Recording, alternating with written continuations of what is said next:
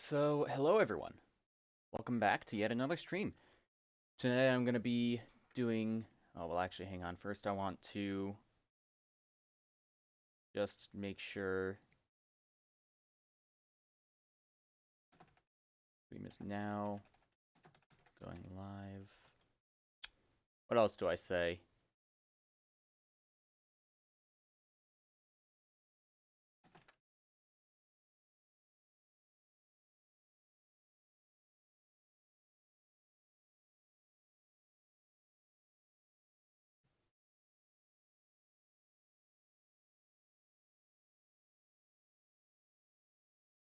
Hang on a sec.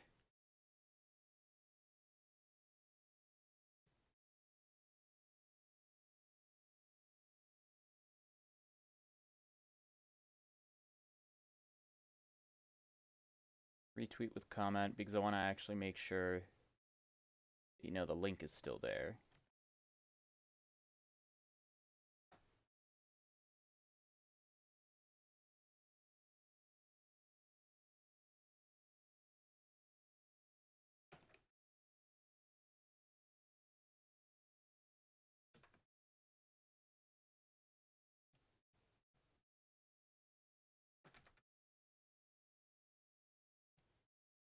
There we go. Alright, so anyways, welcome back everyone. So tonight is going to be pretty much more of what the other night was, where I farmed many event points in the summer servant festival until really late. So I'm going to be doing quite a bit of that. I just need to make sure that BlueStacks is all initialized properly, which is going to take a minute. But otherwise, yeah, while I'm kind of doing that, I am going to be reading off of random articles in the Type Moon wiki. You know, for those of you that might not be familiar of it, Type Moon is the overarching corporation that owns the entirety of the Fate franchise, whether it's Fate Grand Order, Fate Stay Night, Carnival Phantasm, like all that stuff, all part of the Nasuverse, and even beyond that, owned by Type Moon. So we are going to be experiencing the clusterfuck that is the random amounts of bullshit on that Type Moon wiki. And there's quite a bit of it, actually. I just gotta pull it up real quick. But then also, once this is loaded, let's see if it'll actually work. I just want to make sure it's gonna load in properly, because sometimes it likes to crash when I first load it up. Although this isn't my first time loading it up, I did load it up earlier to make sure it was working. Just to make sure now that it's not gonna crash. Let's see, I'm just gonna... Nope, it crashed. Okay, so this is gonna be another few minutes. I gotta restart BlueStacks, so that way it, like, initializes everything even more. But so while that's kind of going on, I'm gonna end up just looking at random pages. There's the random page button for the Type Moon wiki, as there is with all the fandom wikis. And so I'm just gonna kind of be clicking that, and then I'm gonna, while farming, I will be going down each page that I get. At least that seems like it's suitable for reading. You know, I don't want it to be like... Actually, no, this one's actually... I'll try to do all of them. You know something? I'm gonna make the rule now. If I get a page, I have to read through it. Although I guarantee I will be butchering all of the Japanese names very heavily, because, you know, I'm just an English speaker. At best, I can speak a teeny bit of Spanish. But that's at best, and you don't want to see me at worst, believe me. So while this is kind of loading up again, I guess I'll just get started with these readings. And so the first page is Poseidon Maelstrom. And so Poseidon Maelstrom, god of the sea, rampaging tidal wave, is the noble phantasm of Lancer. the Lancer in question being Cenis or Canis, however you pronounce that, from Fate Grand Order. And so, independent of whether they're on the ground or in the air, the target is crushed by a supermassive amount of ocean currents. It is a powerful, noble phantasm on its own.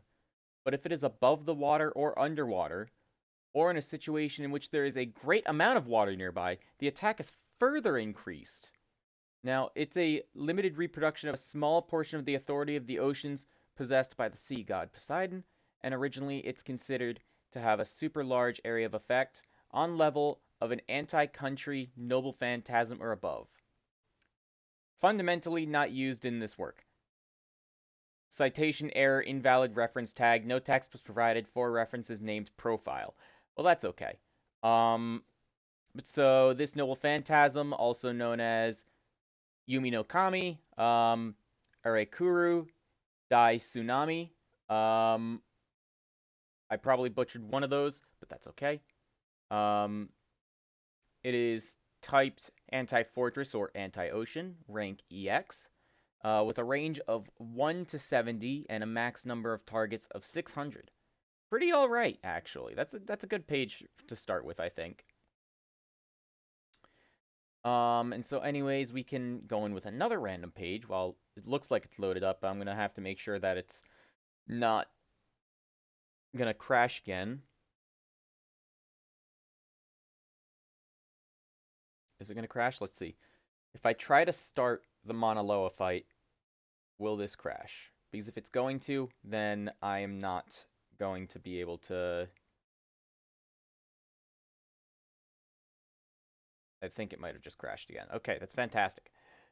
I love BlueStacks sometimes because it's very finicky to get started, but once it starts, it's pretty alright, actually.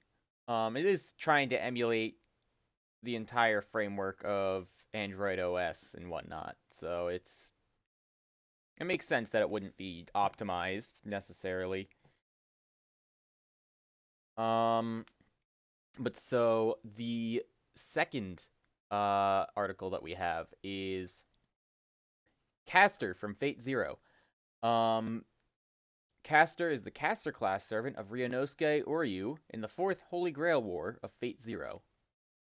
He is one of the servants of Ritsuka Fujimaru of the Grand Order's conflict of Fate Grand Order.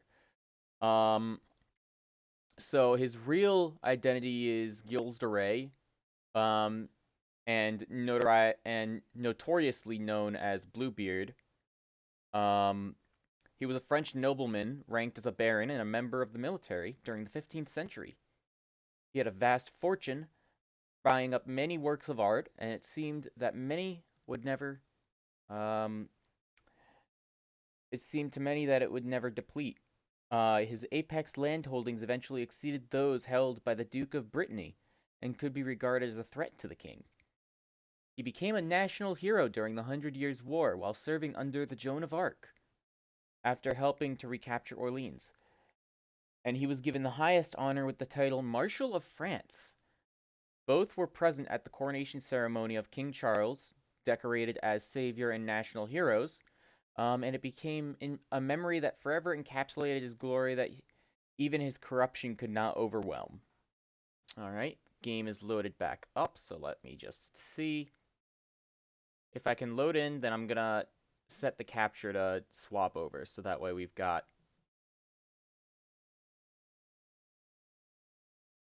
this being the focus of the stream rather than this.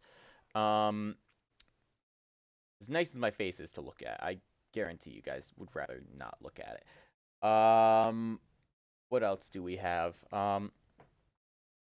Became a memory that forever encapsulated his glory, that even his corruption could not overwhelm. Gilles viewed Joan as the basis for everything to him, his sole salvation and the proof that God existed. So pious his heart fell into despair after Joan was executed as a heretic. And Gilles seemingly wasted his seemingly endless fortune extremely quick, to the point that that his public finances were almost entirely depleted. So he started to get involved with alchemy, with his close friend François Prelati, a cleric, to make up for the financial burdens. Um, as he went into madness over the loss of Joan, he began to perform cruel deeds to prove that God is absent because he should be punishing such actions, losing sight of his monetary problems and dabbling in alchemy, and instead concentrating on the aspect of the black magic of summoning demons. Francois was the primary magus in charge of rituals, Gills having no true knowledge of the craft and only acting as a patron. He started to abduct young boys from the area of his domain, um, doing very bad things and slaughtering them by the hundreds, which eventually made him the model for the fairy tale Bluebeard. Not much of a fairy if you know he's doing some nasty things. Um, Despite the atrocities, others only feared that he would sell his domains to an enemy nation for the purpose of raising money. So they convicted and executed him for his blasphemy and cruel deeds only for the political pretenses of seizing his territory. Due to the nobles of the era disregarding the human rights of commoners, they felt the populations of their territories were no more than disposable livestock. They equated their slaughter to no more than animal abuse and would not have even dealt with Giles had his land holdings not been so large and had he not been so recently wasteful. It could be said he who couldn't help but hold suspicions against God exactly because he extolled God too much and infatuated himself with scornfully cursing God was finally destroyed without actually being judged by God.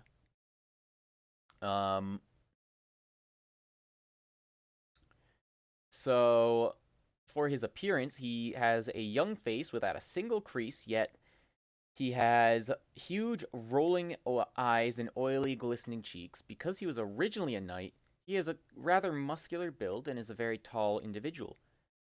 Along with the deathly pallor of his face, he reminded Rianoski of a painting from Munich.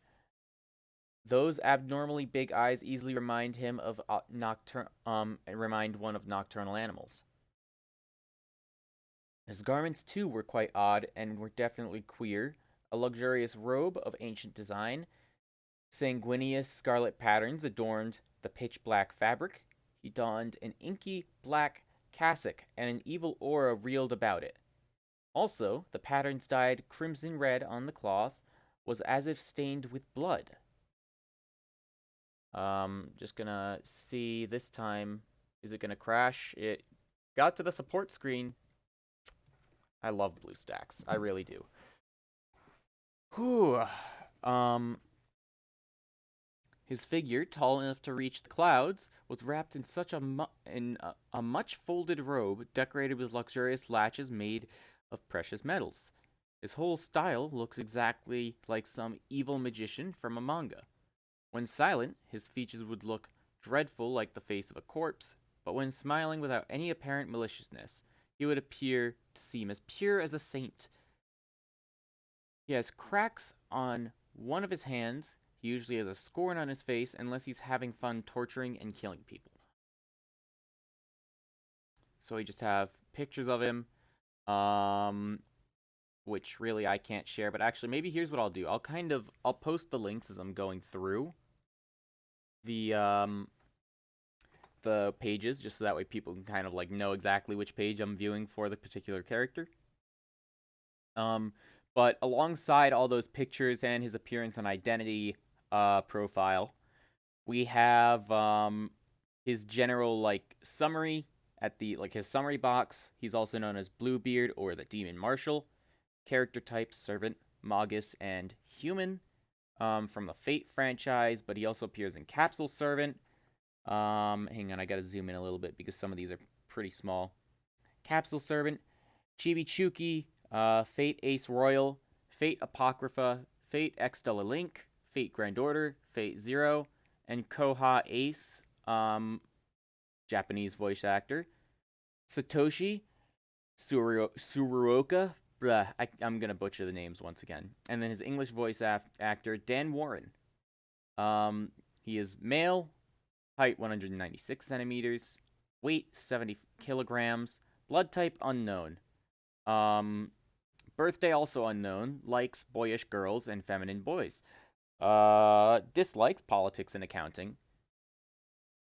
Talents, plotting events and producing such things. And then his natural enemies are from actually the Fate Zero franchise, which are Diarmuid, Ue, Dweebne, I can't pronounce it, Irish names, and then Lancelot. And his image color is a muddy black. Alignment is chaotic evil.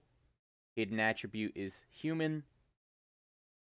He's got class skills, territory creation B, and then an unspecified item creation rank.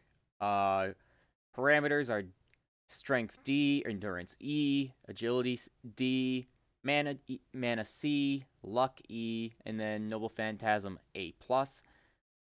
Personal skills. Oh, I just clicked to another page. Fantastic. I gotta go back.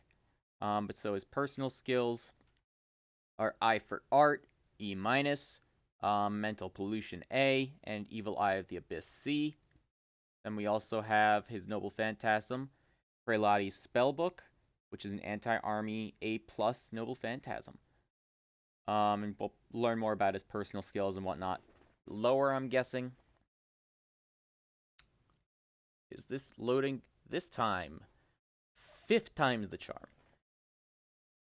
You know something? Here's what I'll do. I'll go to the summon page, actually.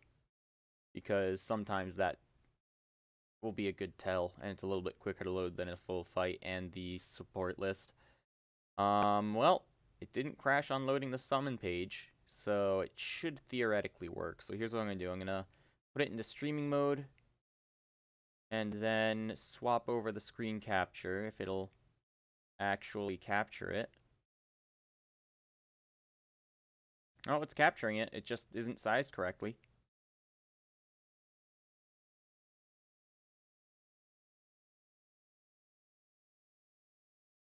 Is that a little bit better? It looks better. Okay.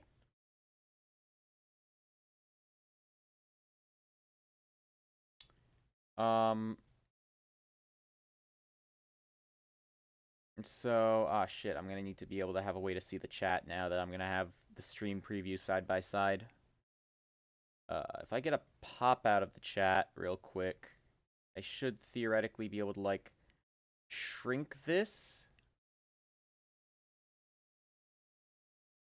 I can shrink this, and then I can have this lined up next to it, and I'll just have the primary portion of the screen be the Type Moon wiki, and then chat will be right next to it. Awesome, awesome. And then I have no actual view of the stream preview. That's going to be something I'll work out real quick as well. Just give me a sec.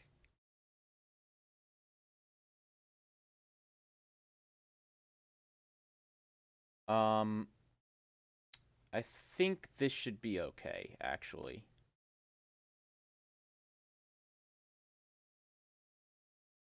Yeah, I think doing it like this should be okay. I set the stream preview on Twitch, not in the, what's it? Not in Streamlabs as the second half of that screen. But anyways, so this should work. And I say should. Okay, well, let me get to this page. Let's just take this boy. And I am just going to double check the drops. So for Monoloa, we do want Foxy Lady, so we got that. We've got everything we need, and then let's just continue with the farming. I can also unmute it now, actually, I think. Oh. Music isn't playing now.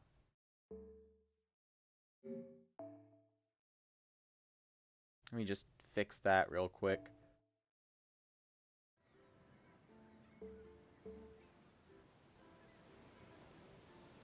But also, actually, before we go into a fight, I did get a summon ticket for my login bonus today. So, let's go redeem that, actually. Let's see if I can get myself a Summer BB.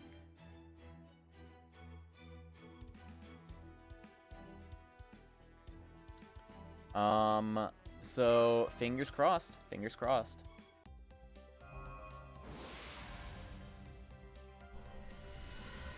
We got a servant. Nothing worth a damn. Okay. Yep. It's Mana Prisms. So yeah, we can just hop back in here then. Grab the same gil. Although actually, we do have this John right below it, but wrong CE, so not too keen on using it. Is there any other... No, nothing really. I'm looking for a quick clear, so let's just take this Gilgamesh, and let's just roll with it. But so anyways, continuing on with what I was saying before, for his personality, Castor is a troubled person, having lost the woman he admired. Like his master, he is almost devoid of any morality and wishes to use the Holy Grail to revive his lost love until he meets Saber. Now, Castor initially expresses an interest in Saber, appearing to be familiar with how she came to ruin at the end of her life. But in truth, that's because he actually mistook her for Joan of Arc, whom he had been infatuated with when he was alive. Hold on a sec. I just want to lower the volume of the game very slightly. There we go.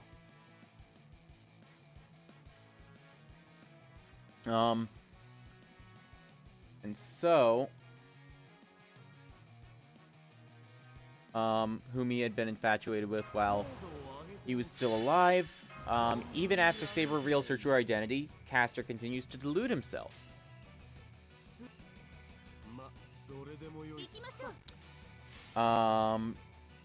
Castor continues to delude himself, believing that her memories were warped by the trauma of her death. He even makes plans to capture Saber and force her to remember her true past. He enjoys offering his victims brief moments of respite, or even the hope of release or escape, before inflicting death through gruesome and horrific means. According to Castor, allowing his victims hope will amplify their despair and terror upon the moments of their death, a fact he revels in. Now, in Fate Zero, he plays the role of the Castor class servant, summoned in the Fourth Holy Grail War.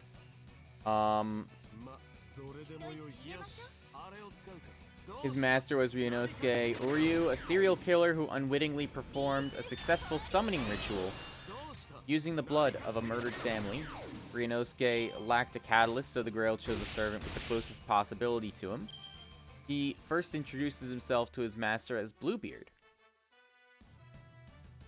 And it soon comes to the attention of Risei Kotomine, the Holy Grail's regulator, that Castor is kidnapping children throughout Fuyuki for use in his spells and for his master's amusement, and that he and Uryu lack the discretion practiced by the other master-servant pairs.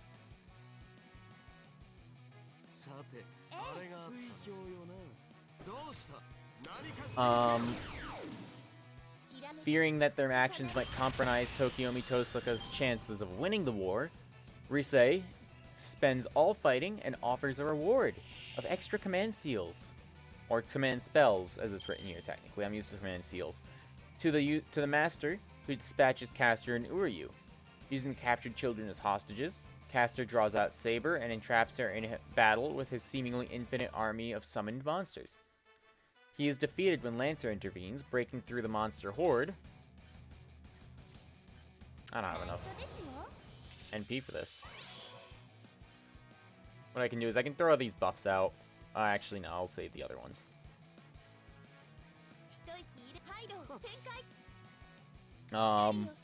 He is defeated when Lancer intervenes, breaking through the monster horde with Saber's aid, and using Gay Dirg to disable Prelati's spellbook and dispel the summoned creatures. An enraged Castor then retreats.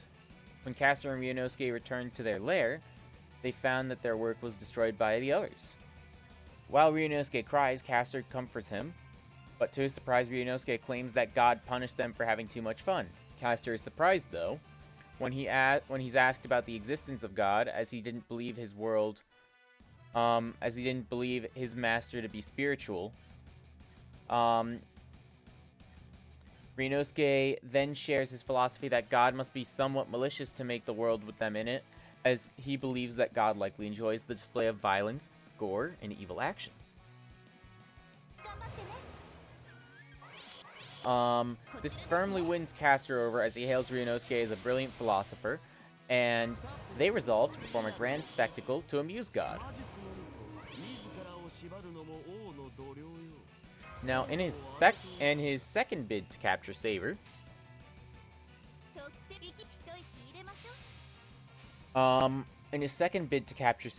Caster merges a horde of monsters into an immense Lovecraftian beast, with himself at the center. Despite its vast strength and restorative powers, it is ultimately defeated by Saber, who incinerates the beast with her anti-fortress noble phantasm, Excalibur. The light from Excalibur's blast causes Caster to recall memories from his past before he began his forays into murder and the occult, back to when he still served alongside Joan of Arc. This evokes tears and a measurement of regret in Caster moments before he is destroyed, along with his monster. He was the second servant to die in the Fourth Grail War. I think we should just be able to get this with Gil. I'll just pull all the stars in.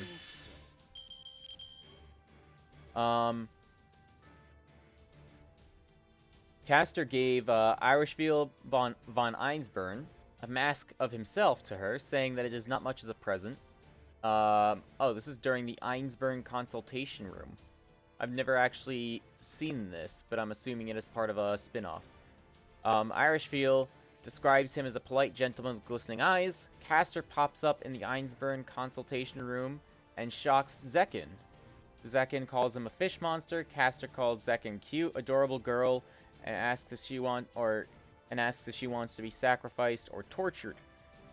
He couldn't help himself from pulling a Cyrano de Bergerac upon feeling her throbbing flesh. I have no idea what that refers to. He misses his conversation with Ryunosuke as they could speak all night long about the perspective of art. His happiness was as perfect as the Holy Grail War was filled with everything he ever wanted from beginning to end. He was content that he had made a friend who understood him. He had found hope when he recalls the light of Excalibur in his final moments. And while Caster doesn't have any regrets, he does have a question that made him linger before merging with the Greater Grail. Caster says he cannot help but think how he was saved, yet Joan was not. He shouted out that she was betrayed by God and her people.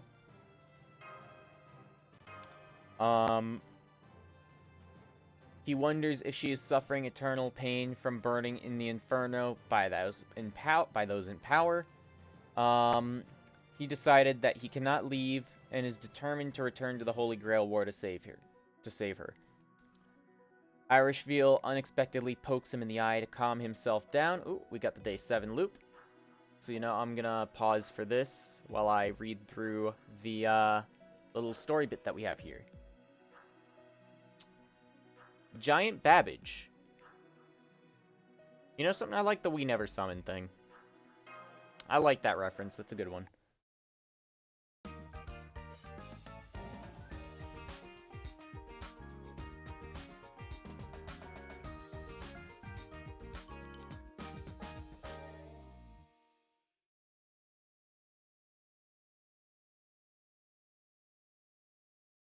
Just gonna highlight my place on this page.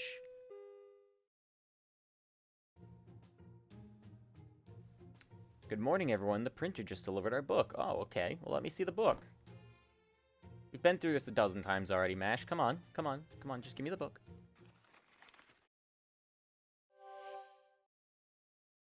Ah, yes.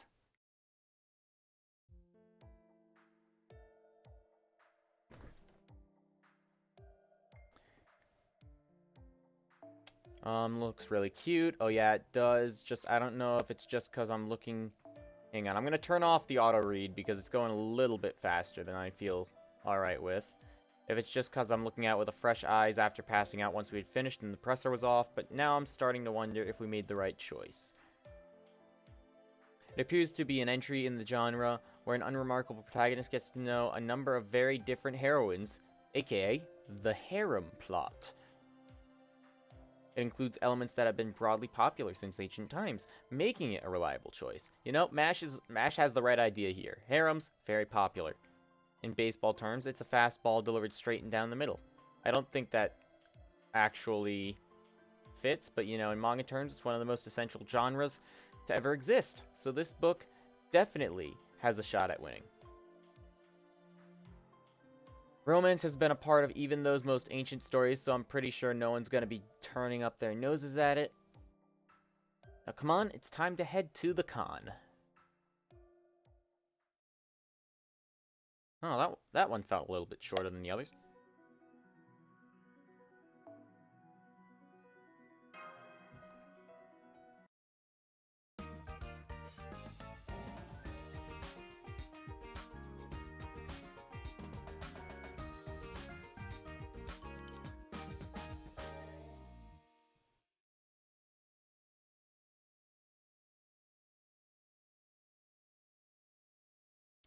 "9 a.m. Servantfes now open." Every time I look at this scene, though, I see something new. Like, I see Elizabeth in the back there in her swimsuit. Like, that's fucking adorable. I love Elizabeth. I'm gonna step out to that cafe for a bit. I hear they got a real pretty maid with short hair working there. Oh. That could be one of two people. At least in my head, that could be one of two people. Slacker. That's pickup artistry, not recon. But I have a feeling he's gonna go see, the pink one. You know, this guy right here. He is perfection, but not a girl, unfortunately. He is a dude. As feminine as any woman. More feminine, even. But a dude. That said, I was actually planning on slipping out myself. You guys handle the sales counter, okay? I can do that. If I see someone reading a romantic comedy I made right in front of me, and they start grinning or laughing, well, I might do hay in their ass and kick the ashes, you know? Yeah, no, that makes sense. I wouldn't want to see people being happy if I wasn't happy. Although I think I'd rather just off myself if I wasn't happy, is huge alter. So I'm gonna make myself scarce before I end up roasting a customer. Good luck. Don't let me down. I will try not to. Didn't realize she was so bashful. Alright then, I guess we'll just have to sell the book at the best we can. You get any takers? Come on, Kiyohime, come by. Come on, where's my snake? We got Blackbeard, of course. This is kind of cute. I'll take a copy if you please. Sure thing, my dude. Yeah, it's not gonna have much skin, bud. No problem here. There's room enough for rom-coms and ecchi comedies in this wide world. The former gives me a chance to exercise my imagination in picturing what happens after it fades to black. That said, if you do decide you want to swim into more adult waters in a spin-off, you have my full support. Well, thanks, man. I appreciate it.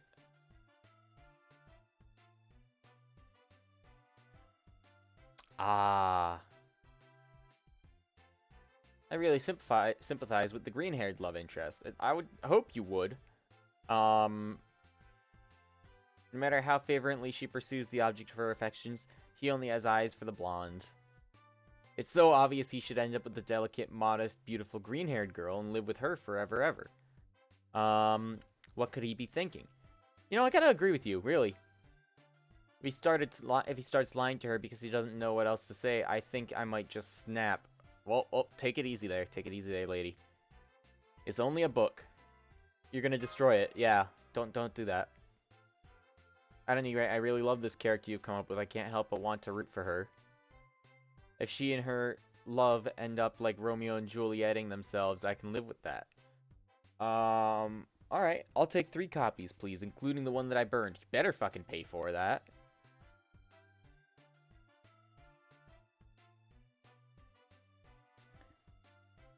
We got Raiko here.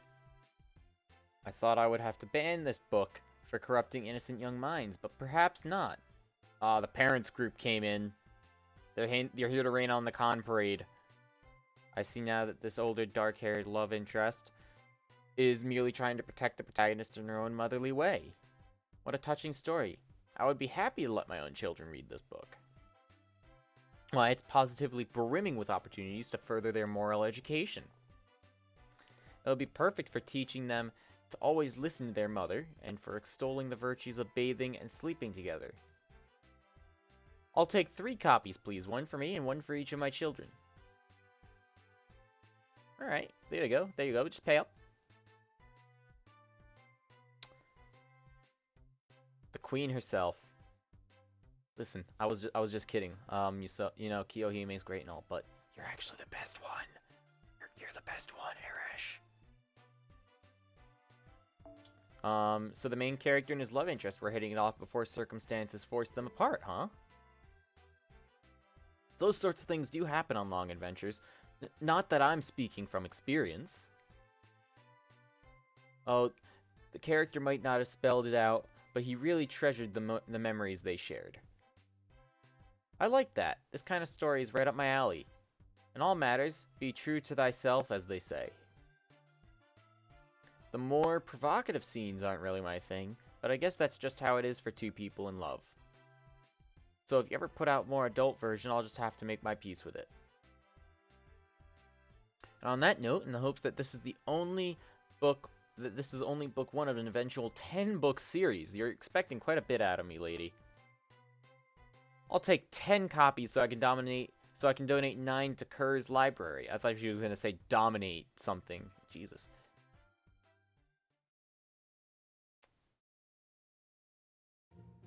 The con's almost over now. How did it go? Well, we probably didn't sell that much. Sales were very steady all day. It just goes to show the power of working in a genre with broad appeal. We also heard some feedback from customers who purchased copies in the morning. However, it was mostly stuff like, the next one should focus on the kohai, the next one should focus on the classmate, the next one should focus on the senpai, the next one should focus on the mother, the next one should focus on the brother, the next one should focus on the fish. I guess this is one of the hard parts of having such a large cast. You can't focus on one character without neglecting the others. So it may be very difficult to make something that would live up to everyone's expectations. Yeah, stacking up love interests like this feels a lot like playing one of those games where you try to stack a wood tower without letting it fall.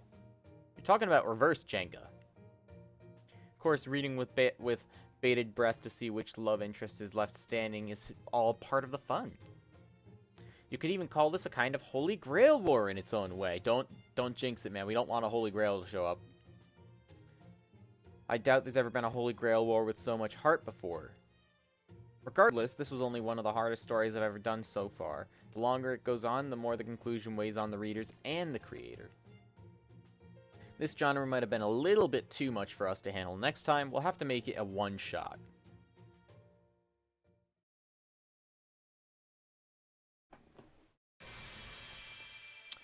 Yeah, so we got the We Never Summon C now.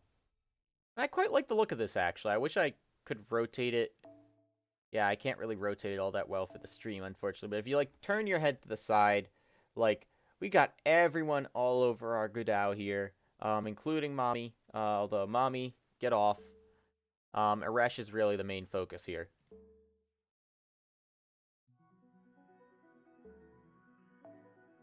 Farewell, Tropical Paradise. I did not get this quest before, but it's got another chest with it.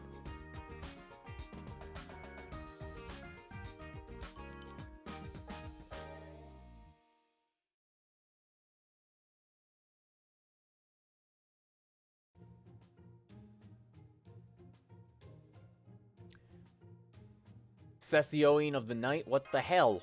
Yeah, that was a bit of a pain in the ass. Honestly, that's what I want to know. I had Abby down for the first boss to help her make friends.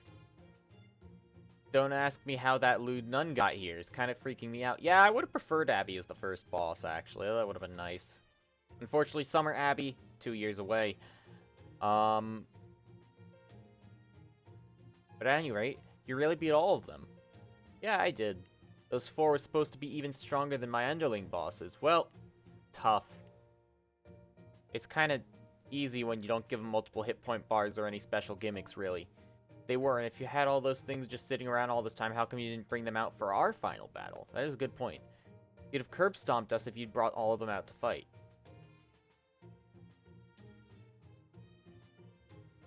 No way, I'd have disintegrated from my theory centers down if I'd tried something like that. No matter how close I get to something outside this universe's order, I'm still BB, the bug born on the moon. So I'd never make humanity fight a battle they couldn't possibly win. Oh, okay. Sure, I might make it almost impossible, but I always make sure that you have that 1 in a million shot. I always make sure you... that 1 in a million shot. I always make sure that you that 1 in a million shot. How the fuck are you supposed to read that, actually? I always make sure you have that 1 in a million shot is probably what it's supposed to say. Translation error, I'm guessing. I've also seen, actually, there have been some text things. I don't know if I did it on stream, but there were some texts that would just literally roll out of the box recently. It was for the Gouda Gouda event this year. The, shit, I can't remember. The one with the Sakamoto Detective Agency. But anyways, as a super AI whose job is keeping humanity healthy, I love nothing more than seeing you prevail.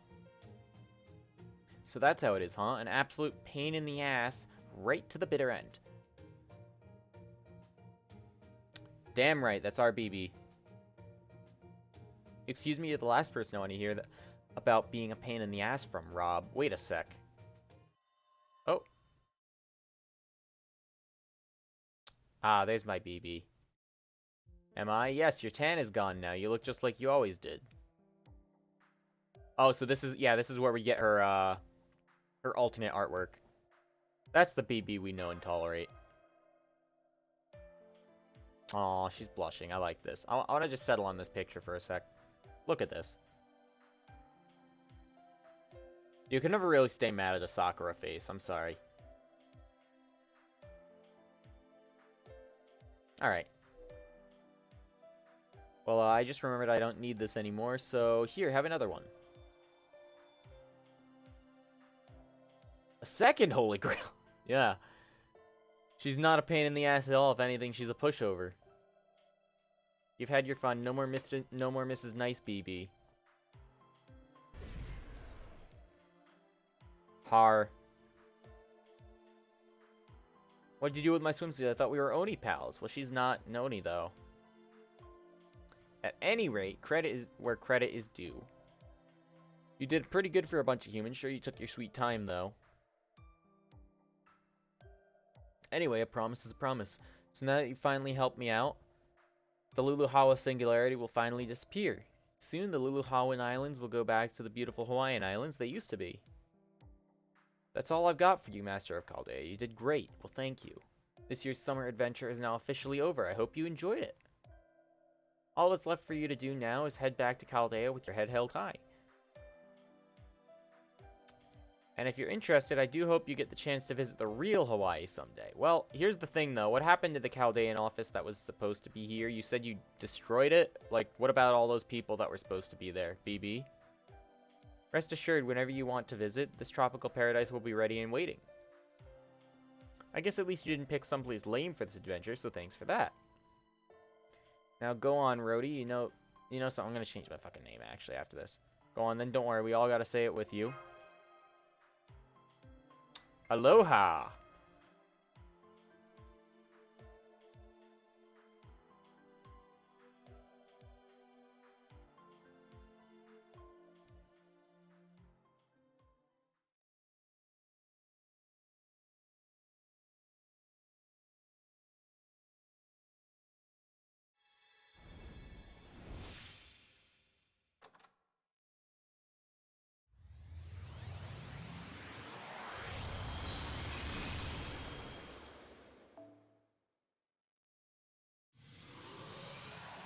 And yep, we get both of our Spiritron dresses.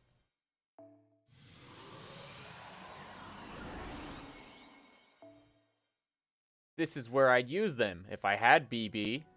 But anyways, real quick, I'm gonna actually fucking change my room because it does piss me off reading through it now, especially when I'm on stream.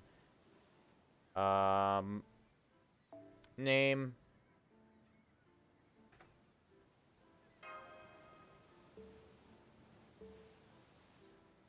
Easy fix.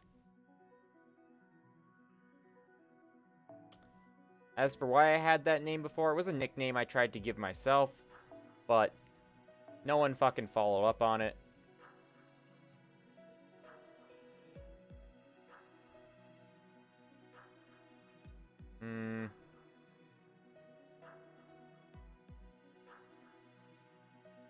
This will technically give me more points. I'll just take the John.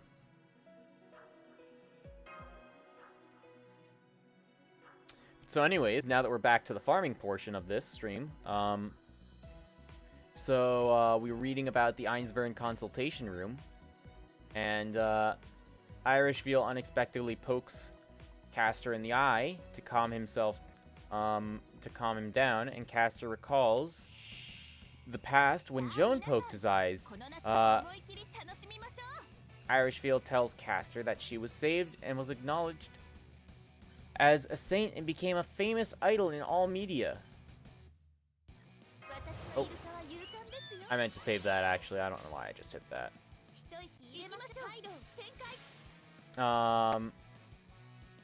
Irish Veal hands over a banner with Johnite President on it. Castor becomes the #1 fan and the president of Joan's fan club. Before he leaves, he thanks Zekin and Irish Veal and promises to reunite with Joan. And then in Fate Apocrypha,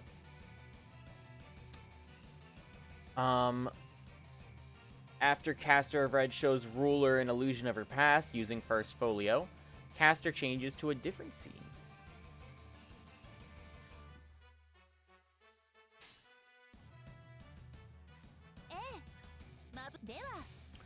Castor changes to a different scene, a scene after her execution in her lifetime, and therefore story. Castor of Red changes the scene to Giles' castle, a scene which caused Ruler to think weird. Castor of Red shows Ruler with visions of Gilles de Ray's tale. Castor of Red changes his method and summons him via his noble phantasm and the support of the Hanging Gardens of Babylon and Assassin of Red. Castor of Red takes the soul of Gilles and given him a body. This is where it starts actually getting into not so English, actually.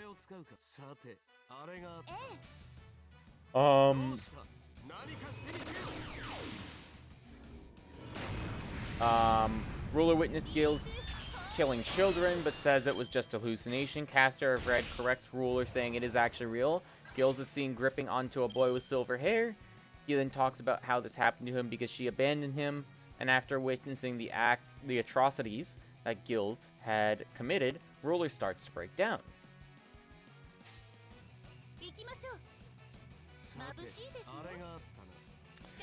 Gilles tells her that she's a saint who tried to treat everyone equally, even Pierre Cauchon. Gilles pointed out that she was not honest about her feelings for Sieg. Ruler denies it and says that she only assisted him because he needed help. She then says that Assassin of Black needed her help and she killed him. He then adds that how it is obvious she loves him and that her universal love for humanity is just a lie. Ruler says that she doesn't love him because she doesn't have the right to love. After all, she's the Maid of Orleans. Jean Le Pluselier. Blah blah. Blah blah blah blah blah blah blah blah.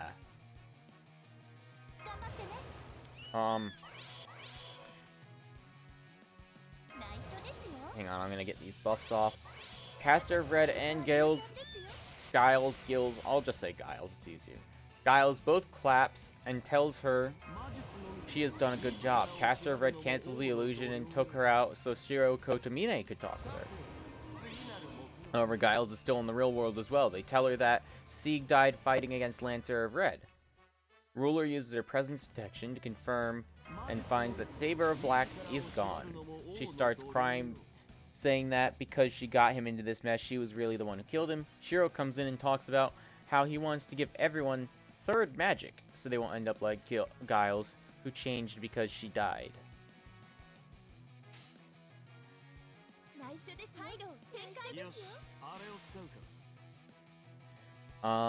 To prove that point, Giles changes into his form from Fate Zero. Giles talks about how the children can't be saved, so he has to atone by saving the world. However, then Giles and Ruler have a debate about saving the world, in which Ruler manages to convince Giles to repent and aid her.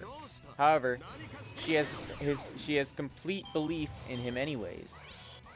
Giles doesn't have a status as Ruler. Giles doesn't have a status as Ruler saw him with her true name discernment skill. Physically, he's weaker than a caster class servant and is weaker than his counterpart in the 4th Holy Grail War. Ruler gives Giles her flag to protect Sieg while she's casting her Noble Phantasm. Giles used this to protect both Ruler and Sieg against Shiro's meteors. And then, in Fate Grand Order during Orleans, the Wicked Dragon 100-Year War.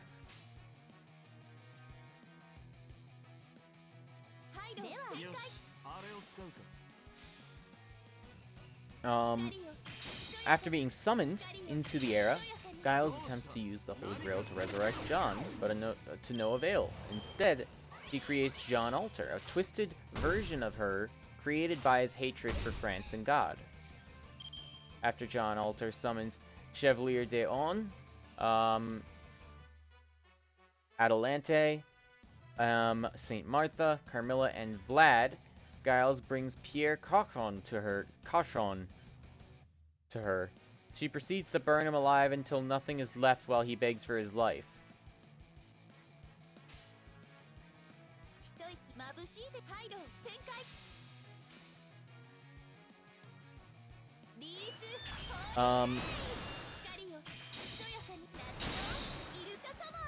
Giles then asks her what they should do with the remaining clergy, to which she orders her servants to kill them, along with the rest of France. Praising her, Giles decides to help her again as her general. He suggests that they need to a symbol for them to rally under. To which John Alter suggests a dragon due to her connection with them now. He tells her that her vengeance is righteous for one who was only praised to be latter discarded.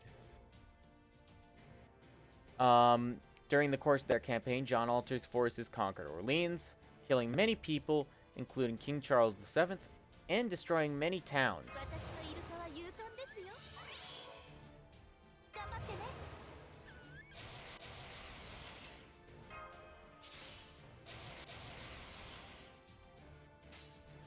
Oh wait, I can get both of their Noble Phantasms off.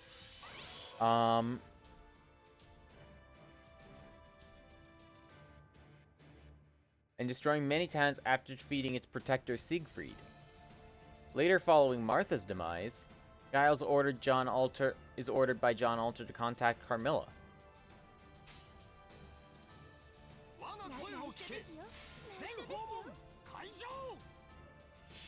When she asks who considered the real, when she asks him who he considered the real John, her or the other her, he answers that he considers her the real one.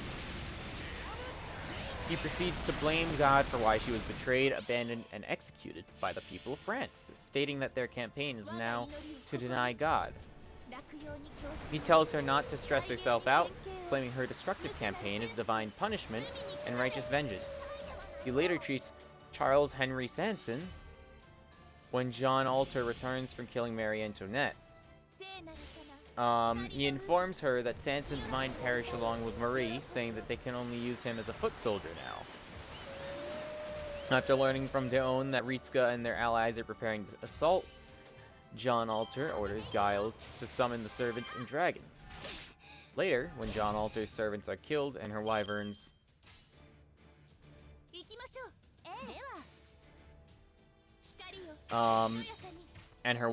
are sent into disarray with Fafnir slain during a battle between her heroes and Ritska's party, Giles convinces her to retreat back to the castle. Inside the castle, John Alter orders Giles to defend while he summons another servant.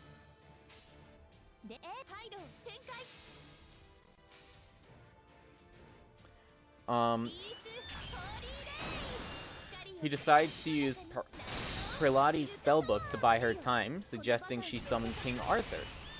He then confronts Risuka, Mash, and John, Elizabeth Bathory, and Kiyohime when they're rushing towards the throne room.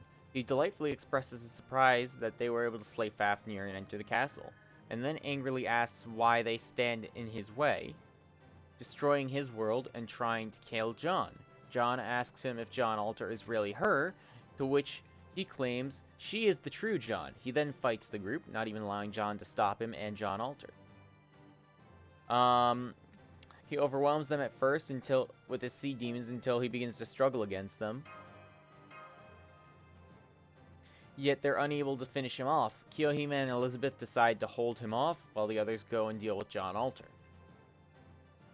During the course of his fight with the two, Giles suddenly turns and runs off to the throne room with Kiyohime and Elizabeth chasing after him. There he finds John Alter, who is about to perish with her defeat. He comforts her by saying that he will destroy France in her stead before she disappears. Taking the grail that emerges from her, he reveals that he created John Alter after the grail failed to resurrect herself. He tells John that even though she would never hate France, he would hate it and swore to destroy it. Knowing she would forgive them, he will never forgive them. Refusing to even let John get in his way, Giles absorbs the grail and fights the group. He is shocked when he is defeated despite having the grail's power. He refuses to give up until John tells him to stop and thanks him for believing in her in life. He then disappears, saying one he go should to hell. That's the way it's written. And then vengeful demons wail at the prison tower, or the Edmond Dantes event. A fragment of Giles is drawn into the recreation of Chateau de Louvre to serve as the avatar of sloth. He spouts about how his blasphemy is in offering to God when Risuka and Edmund arrive at the third hall.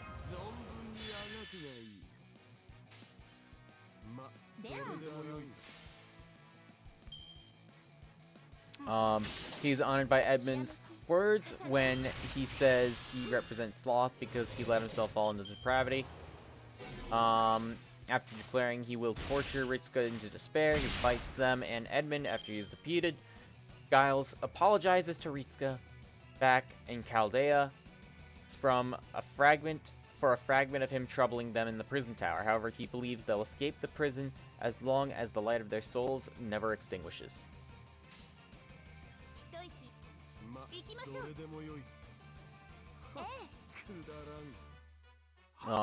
In the Fate XL0 Order event, Giles is killed by Risuka, Mash, Lord El Malloy II, and Diarmuid Uwe Dupuin. I'm not even going to pronounce it. I'm just going to call him Diarmuid when they intrude his workshop.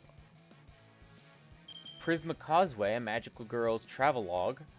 Now, Giles is a member of the Magical Gentlemen, alongside Blackbeard, Phantom of the Opera. I don't have enough NP to deal with this. Great. I can just lay that out, and then I'll hopefully have enough for next turn. Giles ends up becoming a member of the Magical Gentlemen, alongside Blackbeard, Phantom of the Opera, and Diarmuid. He is confronted by Risuka's party in the library of the Land of Dead bookshelves. They question his interest in magical girls instead of something more akin to him, such as saints and witches and the like. I need more, goddammit.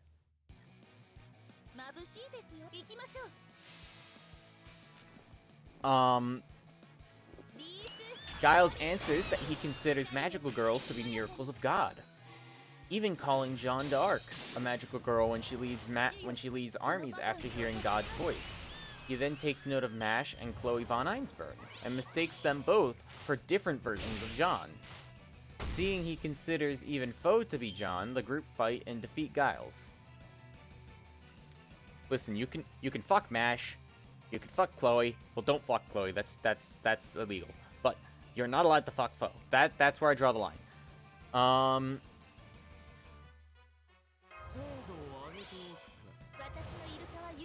Let's just get all these buffs off. In Chibichuki, Ryunosuke and Caster were working on their art.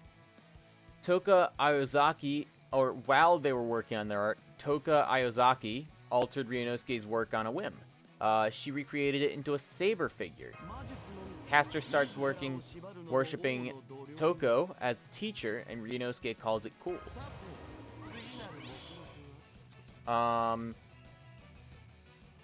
During Fate X Stella Link,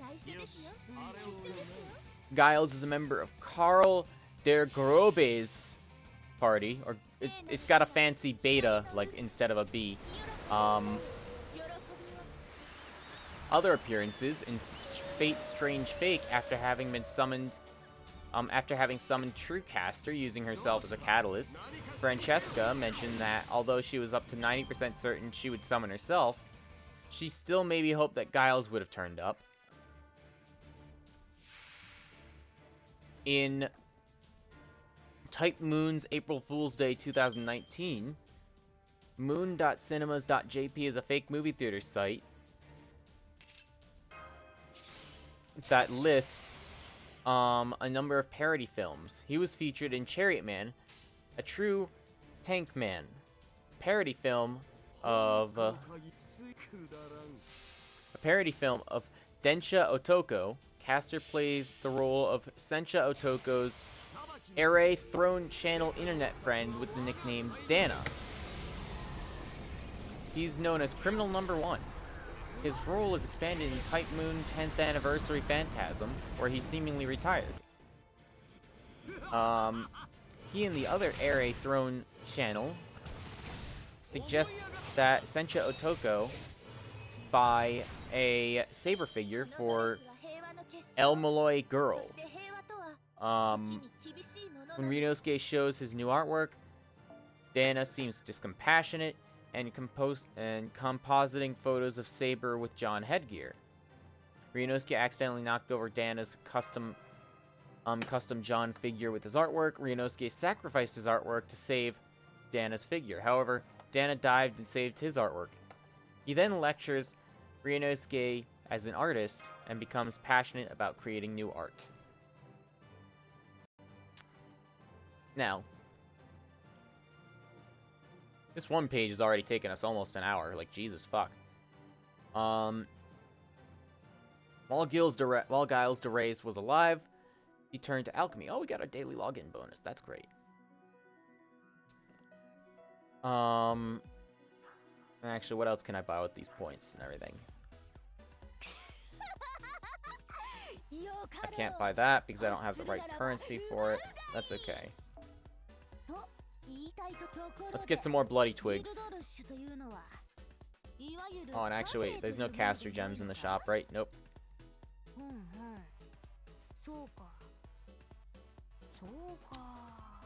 I'll leave everything else for right now.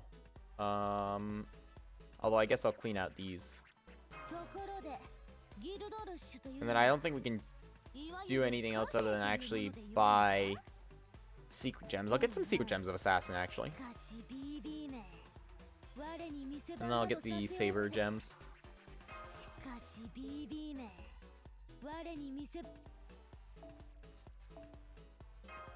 More Shells of Reminiscence because, dear God, is Jarcher just eating up all mine.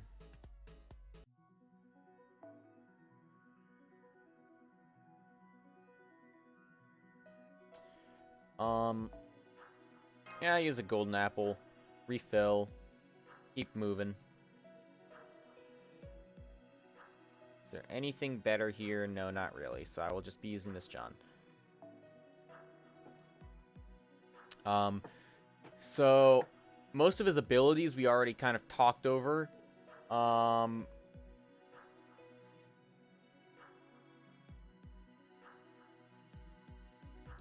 the only things that we didn't really talk necessarily that much about, actually, and I'll just read through the whole section, why not? When Giles de Rey was alive, he turned to alchemy in an attempt to relieve his financial difficulties, and eventually strayed down a dark path that led to him trying to summon a demon. While it's certainly true that he participated in the ceremony, the actual Magus was his friend, not himself. As such, he is not a heroic spirit that qualifies for the caster class. Much like Satsuki Kojiro, the assassin class servant of the 5th Holy Grail War,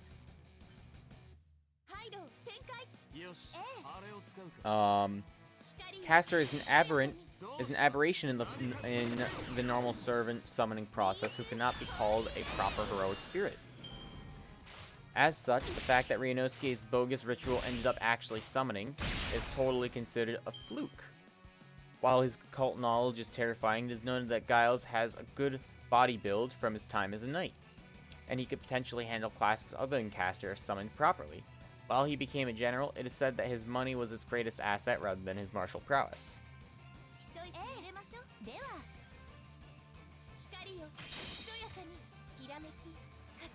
In terms of servants of the caster class, Giles is the weakest one on record, possessing very little ability in magecraft himself.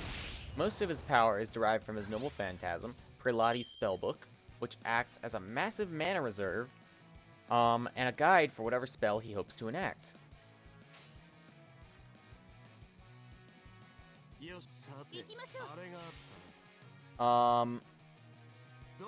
What else? Where am I?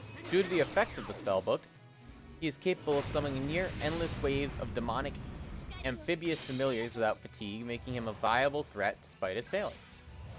His most powerful summoning is Gigantic Horror, a massive extra-dimensional evil god. A part of its giant size, its most impressive asset is its high regenerative capabilities. Not even the combined efforts of Iskandar with his chariot, Diarmweed, and weakened Artoria, multiple mountain-shattering weapons fired simultaneously from Gilgamesh's Gate of Babylon, or Iskandar's Ionioi Hetyroi are able to take it down. After witnessing his power, Tokiomi Tosaka worried that only Ea would destroy it. It was ultimately vanquished by Excalibur. I should have enough for this, right? Yep, because I leveled it up past 6. So for class skills,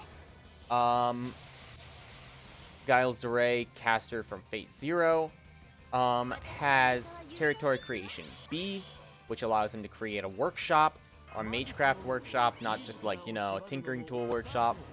He also has item construction of an unspecified rank, and at the cost of him,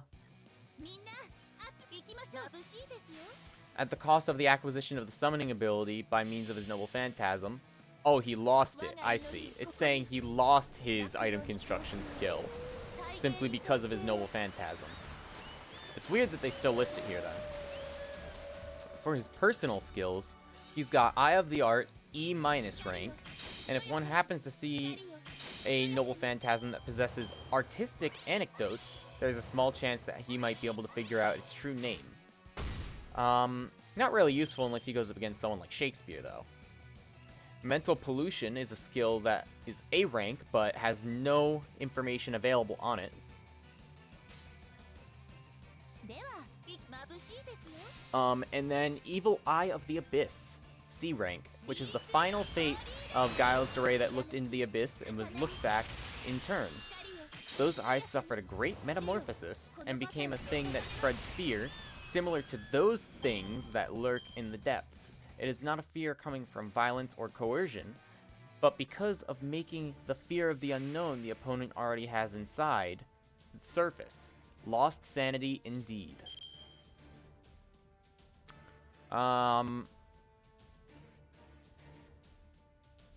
And then, I don't know exactly how much further I really want to go into Giles' stuff before I pop over to another page. We got his development, like concept art and whatnot. But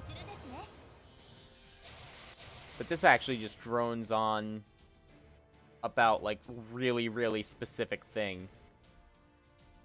Like, really specific things, not necessarily anything really related to the character itself.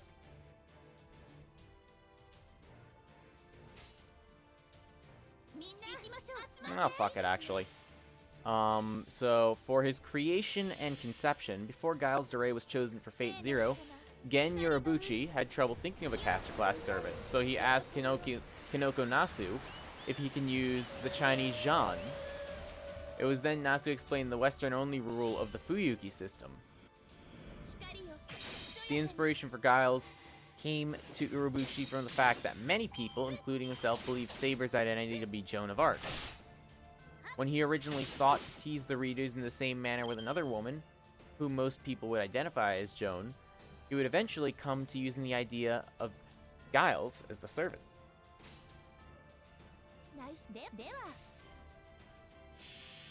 Takashi Takechi likes drawing a character with such strong peculiarities. While he used to be good-looking, he comments that Giles must have wet his eyebrowless, round, and cute eyes as he was adoring John. Urobuchi believes he is more the style of a creature than a caster, and that he is at his height when he smiles. Tsuruoka Satoshi, the voice actor of Giles, claims that he was inspired by kabuki and a mixture of big actresses and entertainers for his portrayal of Caster. When Yurinosuke was shot in episode 14, Tsuruoka was overjoyed that he was able to feel, "Oh no, Ryunosuke." That scene was original to the anime. Tsuruoka had recorded 2 versions after discussing the performance with director Ai Oiki. One was an upbeat performance like, "But do not worry, Ryunosuke," while the other performance was, "You have died and left me all alone." Was sadder. Was said as if he was cradling Ryunosuke.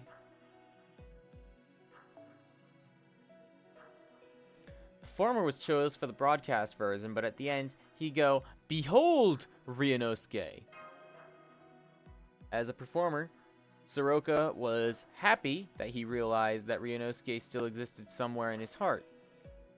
According to Takumi Yamazaki, the voice actor of Kenneth, said whenever Tsuruoka talked, the temperature in the studio went up 2 degrees. That's a pretty spicy voice actor, if I can say so myself. Then Atsui Ikaria was in charge of the character design for the anime version.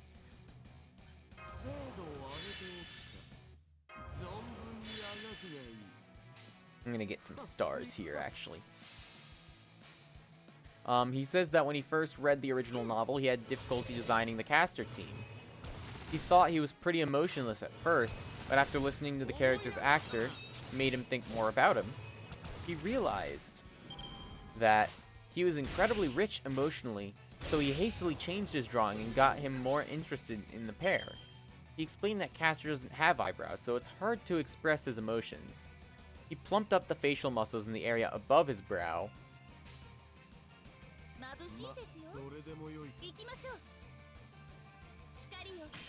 So now his face can convey a wide range of expression. By changing the shape of his forehead to match his emotions, his facial expressions are made richer and more pronounced. His fish-like wall eyes in particular are a standout trait. Actually, hang on, am I able to... I thought for a second I had a text-to-speech plugin for Chrome at one point, because I'm using Google Chrome right now.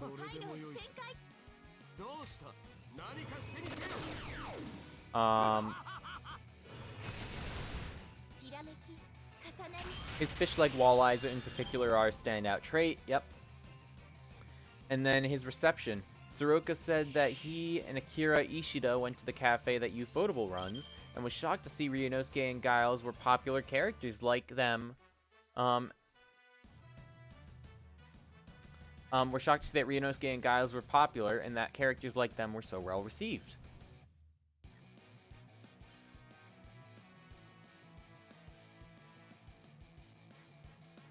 Hang on a sec, just let me double check. Okay, yep. want to make sure.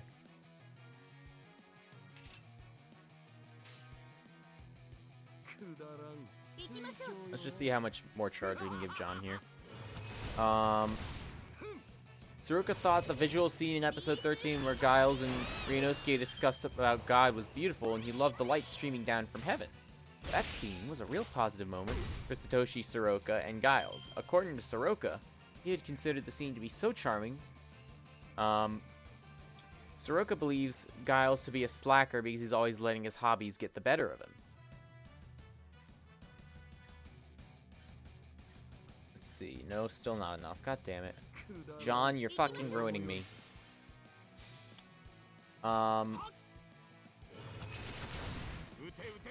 Akira Ishida, voice actor of Ryunosuke, said that he has a mixed feeling over the fact that the character like him is well received.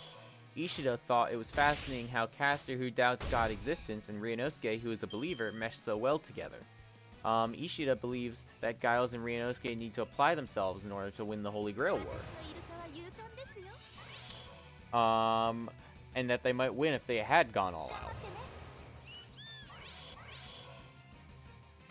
Megumi Toyoguchi, the voice actress of Sola Ui, claims that she loves Caster. And then Kenoku Nasu said that the scene where Caster first shows up is horrific enough in the book, but the way Ufotable animated it made it even more memorable. Takechi joked about Caster and Ryunosuke ought to get married. In the Type Moon's 10th anniversary character poll, Caster was ranked number 47. Alright, that's the entire page, and then it's just all the references after, so we can go to another page.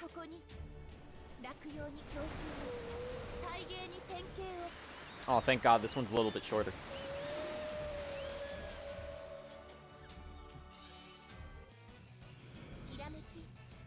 So, here is the page for Fate Grand Order Quest. This is the new page. Fate Grand Order Quest is a parody mobile game based on Fate Grand Order, featuring artwork from Rio. The game was launched on April 1st, 2019, only lasting the 24-hour period for the April Fool's Day celebration.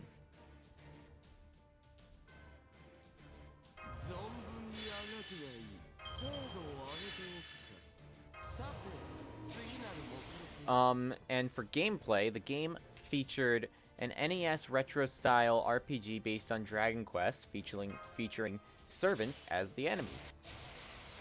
Characters and references are both headers in this, but there is nothing listed underneath them.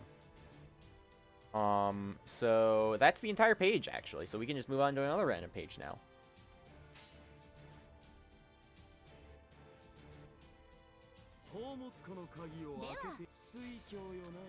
Here we have the page for Nozomi Koroi. And Nozomi Koroi is a teacher at Kagamisaki High School in Maho Tsukai no Hako.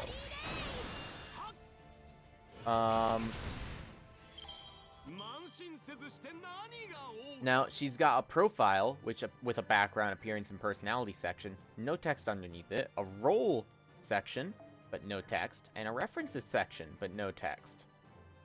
All we know about her in her, little character profile overview summary thing, her Japanese name is, I can't read that because it's in another fucking font than what I can read.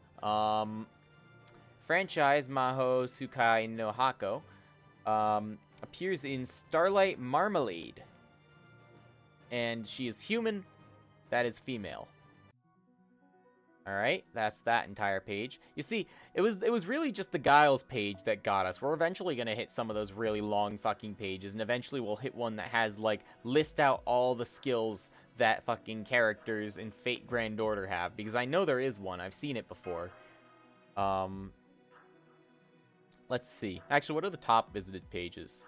We've got Saber from Fate Stay Night, the Fate series, Shiro Emiya, Archer from Fate Stay Night, Kiara, Sakura Mato, and then Gilgamesh. Well, those ones are actually pretty popular. Yeah, I'd expect. I don't really get why Kiara is up there with them. That's actually kind of surprising. But anyways, another random page. List of Type Moon material books. This was gonna be nice.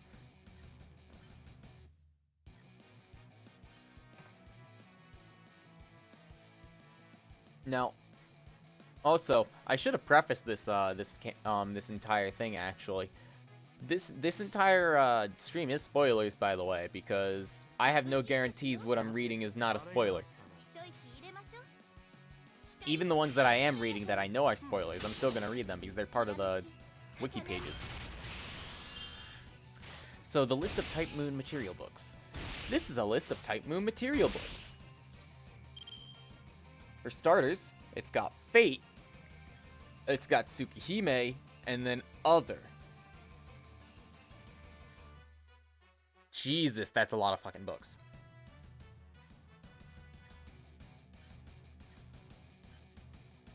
But so anyways, let's get down working on this list. So, from the Fate franchise, we've got All Over Zero. All Over Zero, Fate Zero Conclusion Memorial Book is a booklet released December 31st, 2007.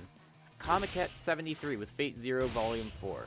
It contains comments, illustrations, and an interview.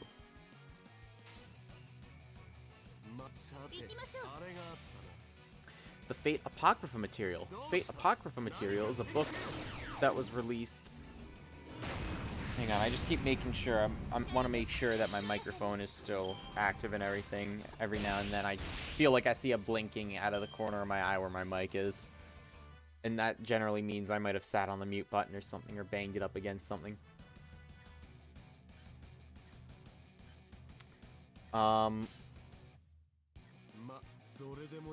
So where was I? Anyways, the Fate Apocrypha material book is a material book released in August 14th, 2015. The Fate Complete material book is only referencing the Fate Complete material article. We can just kill this guy. I've got more than enough NP for every fucking character on our team now.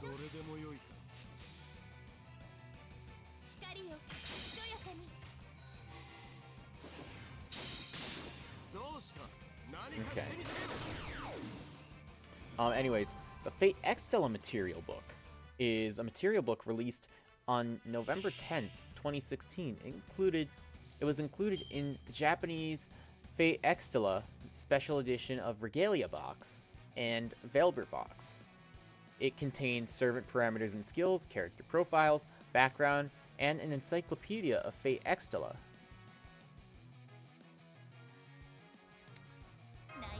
There's also the Fate Extra Last Encore original scenario, Last Encore Your Score. And that's a reference book that was released in August 12th, 2018. It contains the original story written by Kanoku Nasu for Fate Extra Last Encore, the animated series, which was then made into the final script.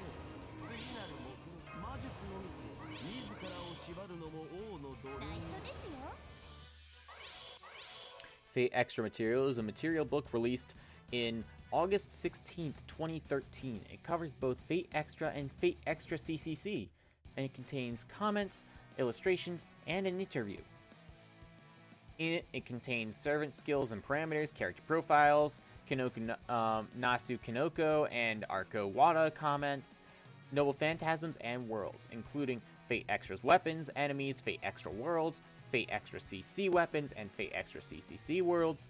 And then for the extra section, it has discarded alter ego characters, BB concept art, and Takashi Takechi designs. And then finally, in the last section, is an encyclopedia of Fate Extra.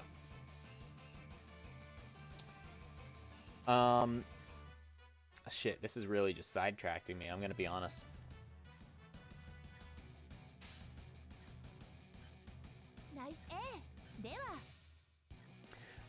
Fate Extra Moon Log Typewriter is a 2 volumes reference book released on December 29th, 2015.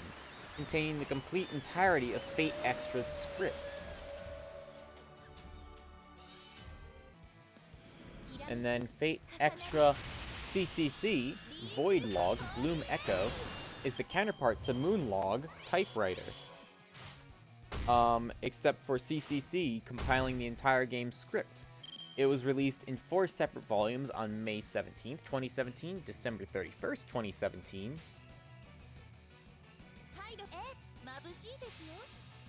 December 31st, 2018, and August 21st, 2019. Fate Extra Visual Fanbook is a Fate Extra material book released on February 25th, 2011. My lips are getting dry. It's a good thing I have my frickin' chapstick sitting here.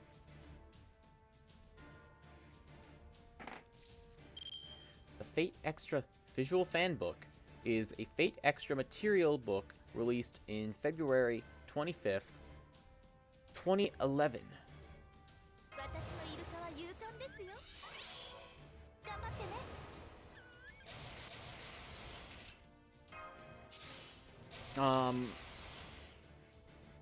It has the Fate Extra illustration gallery, which is official art from the advertisements, the official website, and the Flash games on the website. The Fate Extra character design, front and rear designs for all the major characters, and comments from the creators. Servants also have brief profiles about their abilities. Minor characters only have a brief personal data section. There are servant designs presented by Takashi Takechi.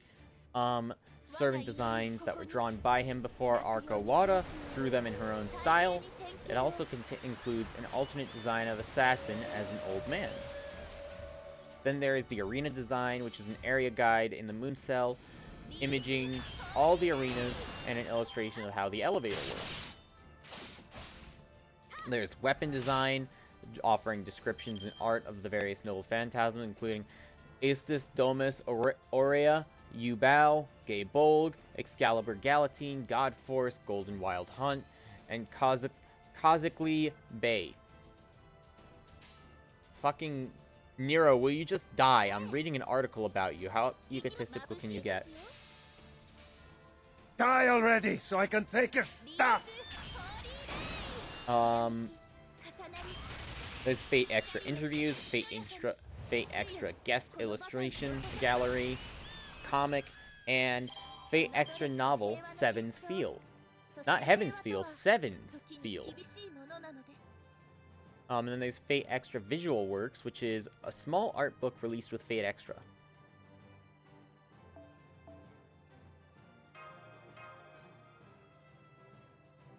Now we have Fate Grand Order Material 1, which is a material book released on August 14th, 2016.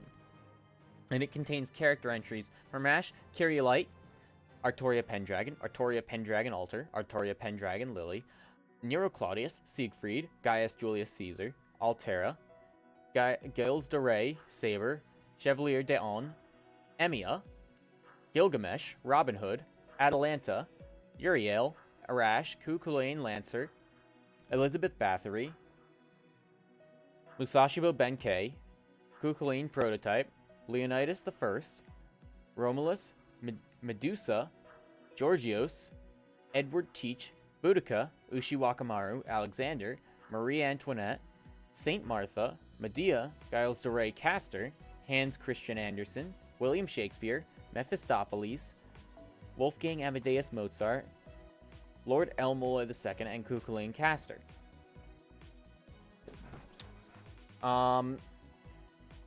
And then released on, I like how they released them as separate books, to be honest, because they were released on the exact same day, containing roughly similar content, but actually, I guess that makes sense.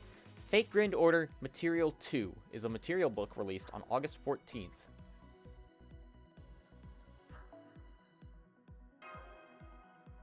(2016), and it contains the character entries for Sasuke Kojiro, Hassan of the Cursed Arm, Steno, Jin Kei, Charles Henry Sanson, Phantom of the Opera, Mata Hari, Carmilla, Hercules, or Heracles, sorry, because, you know, I'm not a fucking heathen that goes by his Roman name.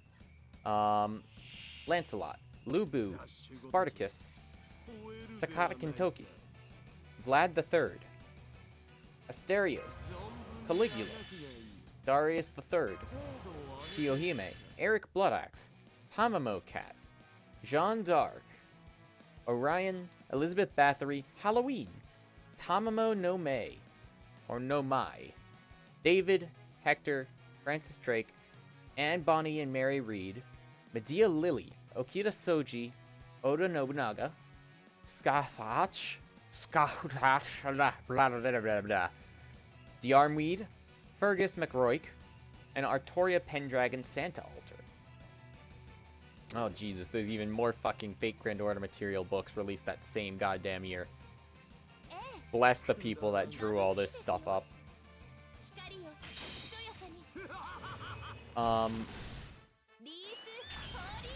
Fake Grand Order Material 3 is a material book released on December 31st, 2016. Within the book, character entries are included for... one moment.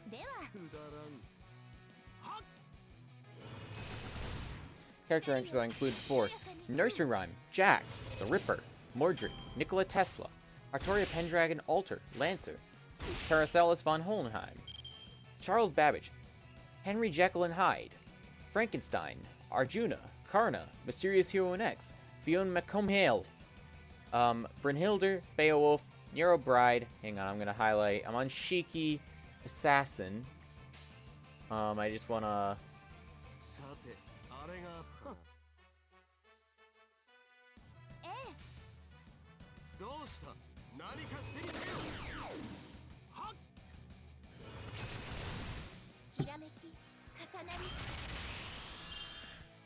Okay, John didn't kill it, so that means we might have a chance to get more charge. Yep, we have all the charge we need.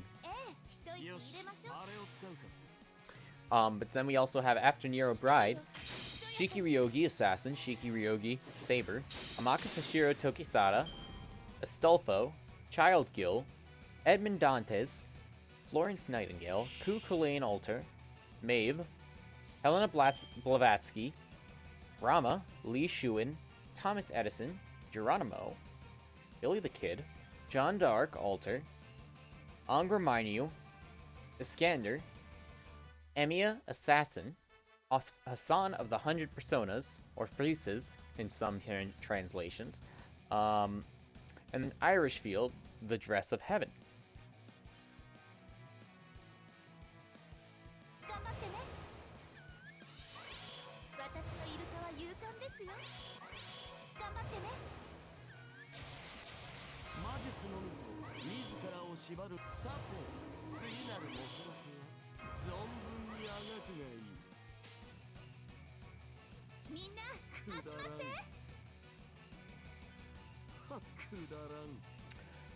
Now, Fake Grand Order Material 4, which is a material book released in December 31st, 2017. My fucking foam pads on the wall here are starting to fall down. I need to fix that eventually, but the way I actually put these up, I used freaking like masking tape, like painter's tape, not even like proper like wall tape or anything. And I basically made strips of just the tape along the back of these to like attach them together in like groups of 3. And then afterwards I set up a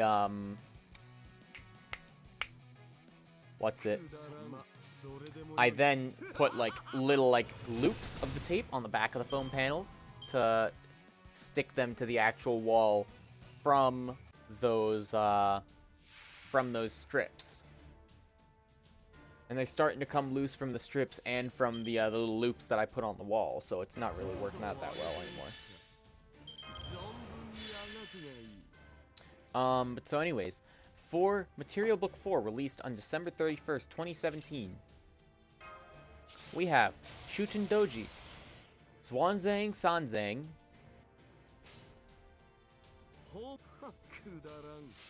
Minamoto no Raikou, Sakata Kintoki Rider, Ibaraki Doji, Fumakotaro, Ozymandias, Artoria Pendragon Lancer, Nudicris, Lancelot Saber, Tristan, Gawain, Hassan of Serenity, Tawara Toda, Bedivere, Leonardo da Vinci, Tamamo no Mai, Swimsuit. Oh. Game just decided to suddenly shit itself.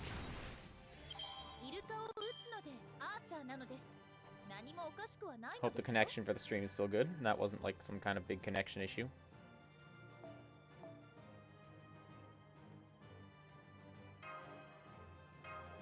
We're slowly approaching the 1 million points for this point ladder too, which is nice.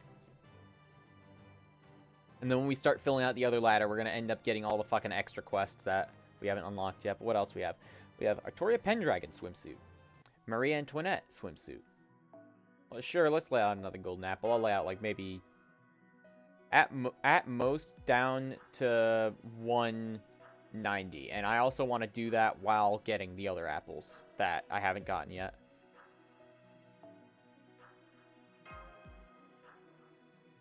Marie Antoinette swimsuit, and Bonnie and Mary Reed swimsuit, Mordred swimsuit, Scalhach swimsuit, Kiyohime swimsuit, Saint Martha swimsuit, Eliashville von Einsburn, Chloe von Einsburn, Elizabeth Bathory Brave, Cleopatra, Vlad III Extra, Jeanne d'Arc Alter Santa Lily, Ishtar, Enkidu, Quetzalcoatl, Gilgamesh Caster, Medusa Lancer, Gorgon, Jaguar Man, Tiamat, Merlin, Goetia, Orgatia, and Solomon.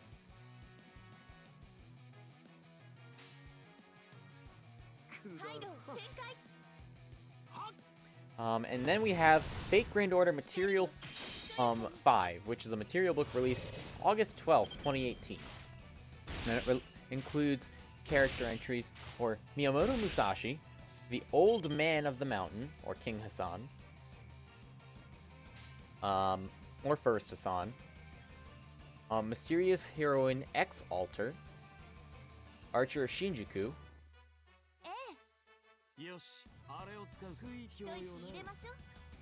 Emiya Alter, Avenger of Shinjuku, Assassin of Shinjuku, Arthur Pendragon Prototype, Hijikata Toshizo, Cha-Cha, Melt Lilith, Passionlip, Suzuka Gozen, BB, Kiara Sessioin, Beast 3 Right, or R, Caster of the Nocturnal Castle, Assassin of the Nocturnal Castle, Berserker of El Dorado, Rider of Resistance,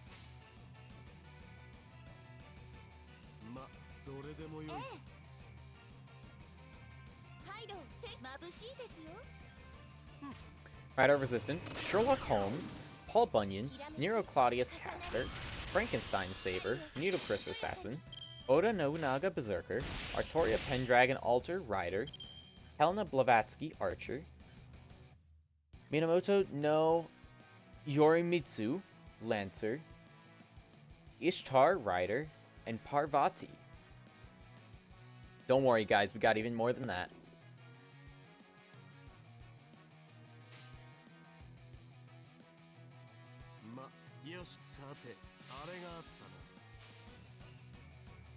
Because we've got Fate Grand Order Material 6, which is a material book released on August 12th, 2019.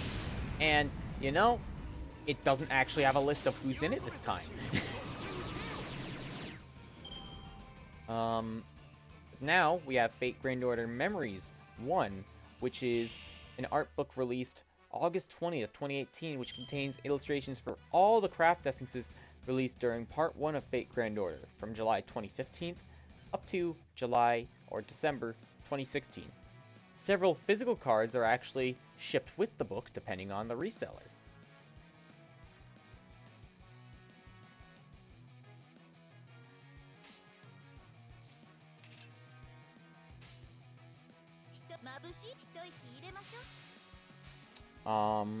Fate Grand Order Memories 2 is an art book released on August 23rd, 2019, which contains illustrations for all the craft essences released during Part 1.5 of the game, from January 2017 up to April 2018. Several physical cards are shipped with the book, depending on the reseller. Fate Prototype Tribute Phantasm.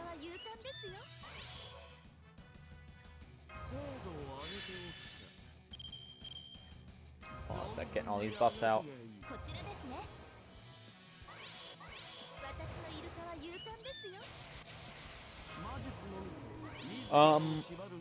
So Fate Prototype Tribute Phantasm is an art book released August 10th, 2012, which contains artwork and manga based around the Fate Prototype series from various artists. It has an introduction, master and servant information, command spell information, Nasu Kanoko and Takashi Takechi interview, illustrations of Hiro Rei,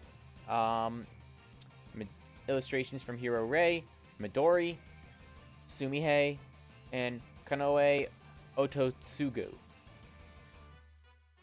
And then it has manga, Trivial Day Summer Festival, Kind, Ayaka-san, To Bark with Pride, Headhunter, Messiah, Hero of the Starry Sky, Perseus's Delicious Meal, A Girl in Love, Present, and The End of the Dream is a Dream. And finally, an author's comment.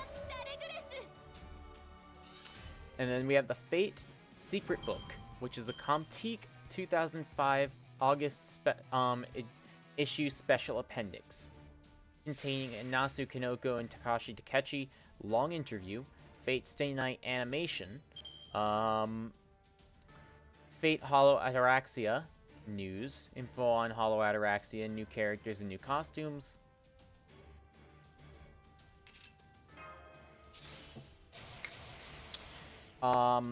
Fate character list, previous like profiles on the various previous characters. Fate Gesta Festa, illustrations, comics, and text from 25 guest artists.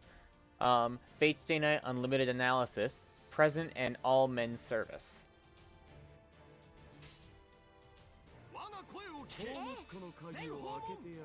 And then we have Fate Side Material, which is a material book released on January 30th, 2004, with the first edition of Fate Stay Night. It has 100 pages, and there's another version titled Fate Side Material Plus or Minus A, or Plus Minus Alpha. And that was released as an appendix of the September issue of Tech Gion on June 21st, 2005.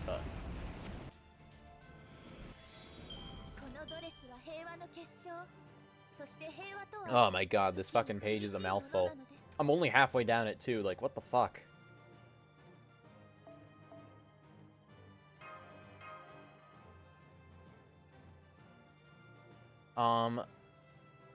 So Fate Side Material has Side 1, Color.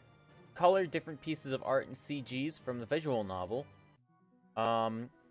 Image rough art of the heroines. Fuyuki City map listing all the locations. And then Side 2, which are characters. Profiles, rough art, and comments on a number of characters. Characters 1, Characters 2. Side 3, Encyclopedia, which is an encyclopedia entry on various Fate series characters with terms to go along with each of them.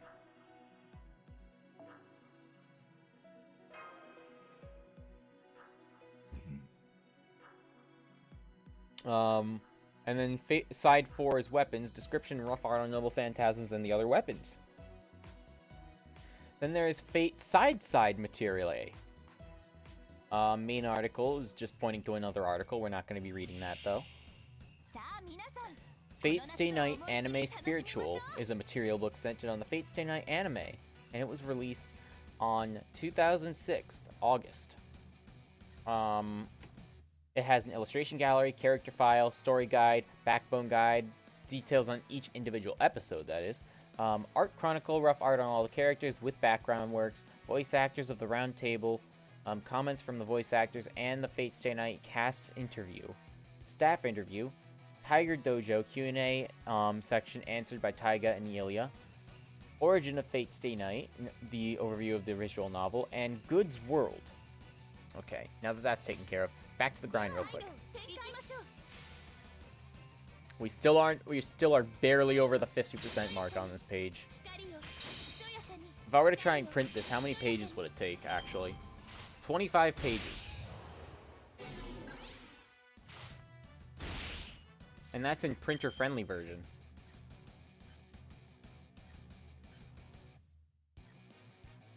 Fuck my throat.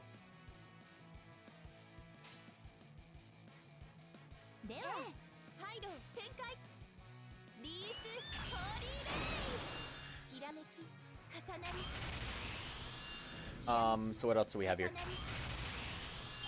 We have the Fate Zero Animation Visual Guide, which was a material book detailing the Fate Zero anime, released in April 12th, 2012. It has characters, Fate Zero Best 3, story guide, episode-by-episode story summary with explanatory notes and director's comments, opening and ending theme, which just offers details on Oath Sign and Memoria, an art gallery, commentary, staff interviews with crosstalk interview, documents detailing the history on the servants, Fate Zero staff and cast, glossary of the Holy Grail War, Seihai Senryu Dojo, and documents. What documents? I don't fucking know.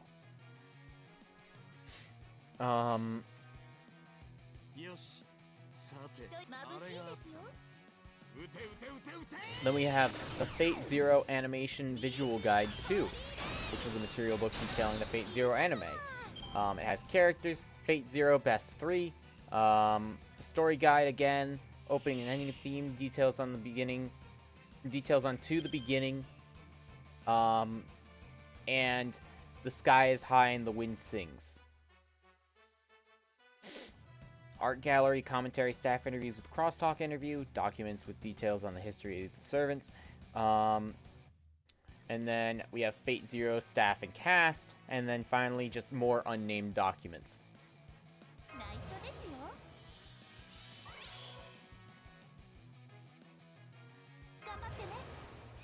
We're slowly reaching the final third of the page, thankfully. Oh wait, are you fucking joking? I didn't calculate correctly. That's okay, I'll just take advantage of this real quick.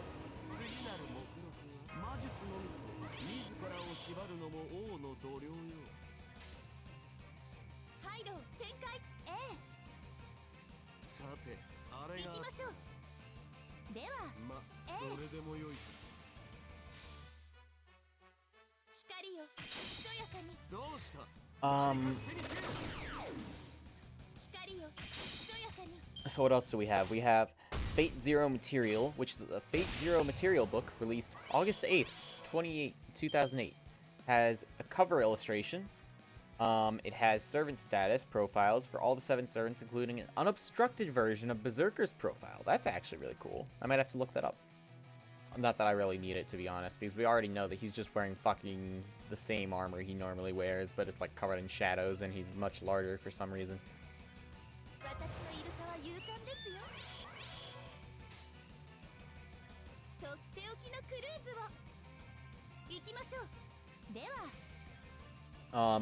And then we have the characters' profiles of all the characters that include their basic information, rough sketches, command spell designs for the masters, and creator comments. There's an encyclopedia of Fate Zero, weapons descriptions, and rough sketches of the various weapons and noble phantasms, and then talks about Fate Zero with discussion between Nasu, Takechi, and Urobuchi. Then we have Fate Zero Tribute Arts, which is Fate Zero Tribute Arts, A Prayer for the Dying, is an art book released in December 28th, 2008. It contains artwork depicting various scenes from Fate Zero drawn by a large number of artists. It also contains the Fate Zero side story, Heart of Freaks.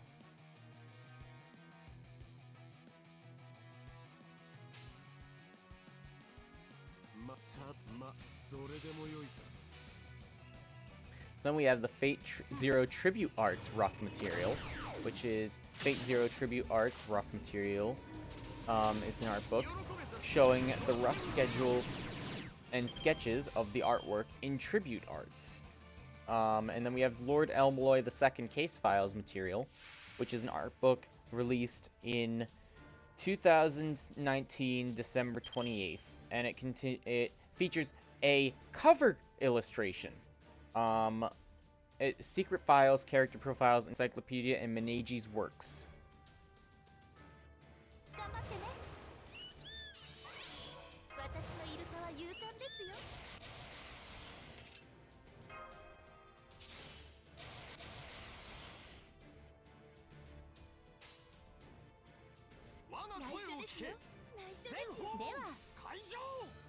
We have Material Zero, which is a booklet that came with Fate Zero Volume 1 on December 29th, 2006, during Comic Hit 71.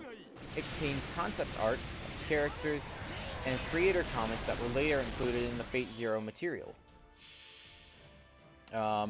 Prototype Material is a short art book released with Carnival Phantasm Season 3 and Fate Prototype short animation on December 31st, 2011.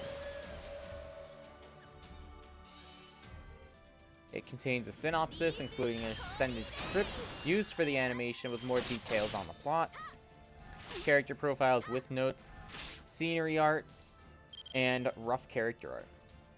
Alright, we're through all of the Fate material now for this page, which is fantastic. So I'm going to take a short break and just try to fucking finish this one fight before I continue. Whew. That was rough. And we are on the Lost Fourth page, I think.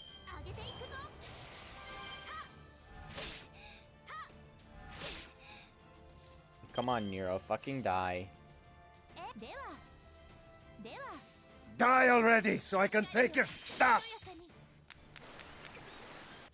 And I do want to confirm, though, it's not fucking with the audio, right? Die already, so I can Okay, no, I wanted to make sure, because sometimes my audio settings get really fucked up, and then my soundboard sending the audio both through the, like, output audio channel as well as the input audio channel. So I just wanted to make sure that was all set up the right way. Not that it shouldn't have been all set up the right way, it's just sometimes it thinks it isn't.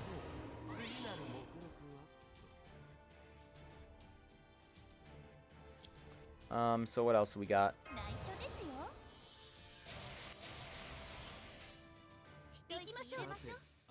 Alright, so this is about to be over, but so that means I'll move on to the next section, which is the Tsukihime section. And it contains plus period with a main article reference to plus period. And I'm not going to read that article because, you know, again, just doing random article readings. Oh, we got the Final Foxy Lady copy.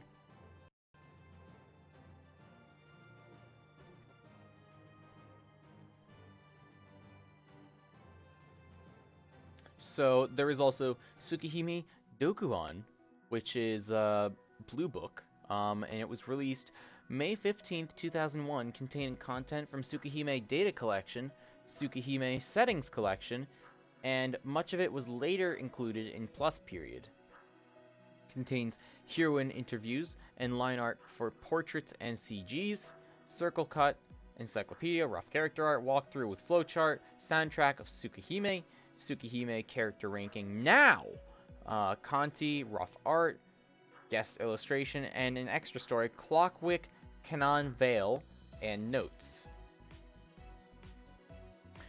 Oh my god, we might actually finish this whole fucking page. And then we have the other section.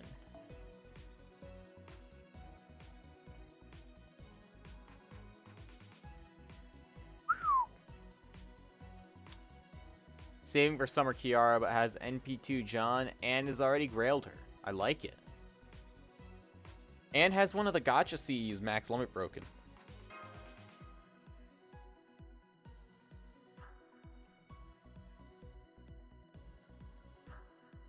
But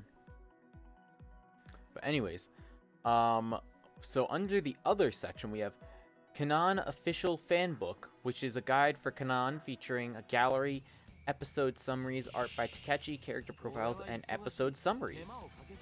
And yes, it does mention episode summaries twice. um,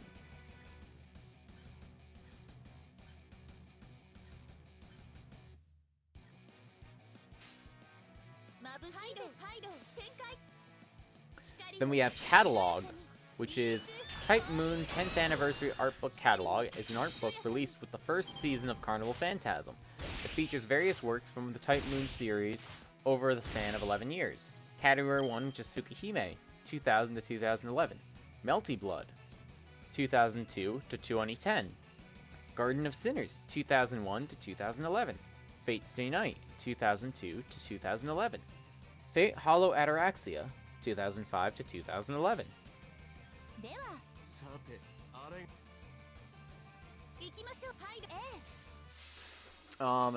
Fate Everything Else, 2006 to 2011. Fate Real to Nua, 2006 to 2009. Others, Fate 2004 to 2011. And then there's character material with the main article reference of character material. And that's it. Then we have concepts. Concept Type Moon Comic Market Visual Collection is an art book released December 28th, 2008 at Comic-Cat 75.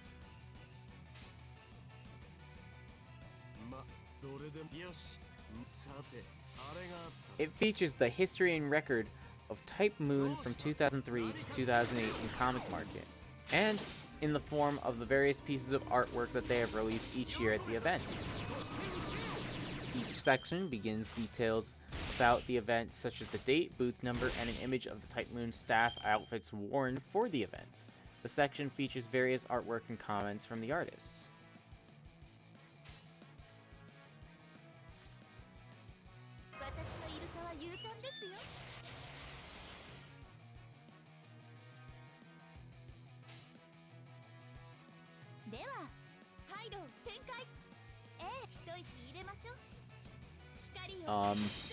And so 2003 Winter Comic Market 65 follows the concept of Fate Stay Night Joe, which marks the first time they came up with the project for participation in Comic-Cat. It features a drawing of Saber by Takahashi Takechi. Summer 2004 Comic Market 66. It follows the concept of Fate Stay Night. It features artwork from Takechi, Koyama Hirokazu, and Black. This is short, right? Yep, 2% short again.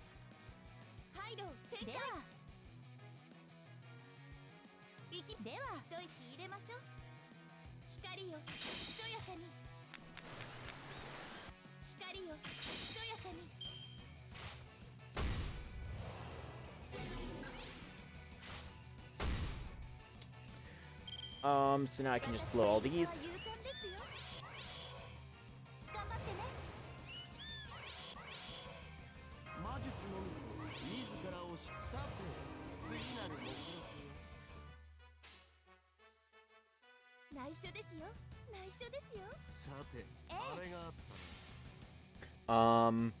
Then we have Winter 2005, Comic Market 69. It follows the concept of Tosaka Jinja.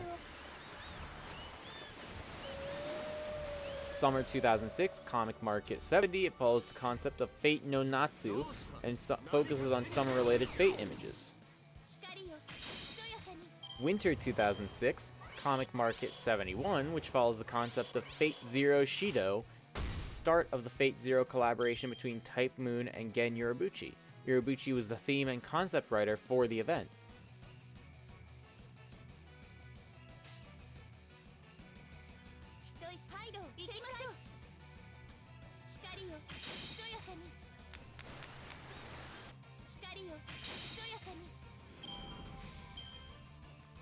And then we have Summer 2007, Comic Market 72. It follows the concept of all-around Type Moon. It features art from Chinatsu Kurahana and Ototsuku Konoe. Winter 2007, Comic Market 73. It follows the concept of Fate Zero commemoration. It features art from the novel and All Over Zero. It features art from Rei Hiro, Ugetsu, Hakua, Shinatsue, Kurahana, Ruro, Nitro Plus members, and Moria, P Fowls, and Shimoshi.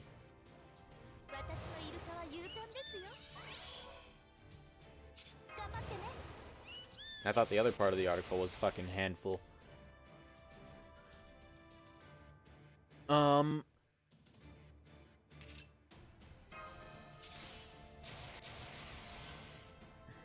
2008 Winter, Comic Market 75. It follows the concept of brand new heroines all around Type Moon 2. It includes art from the cover of the book.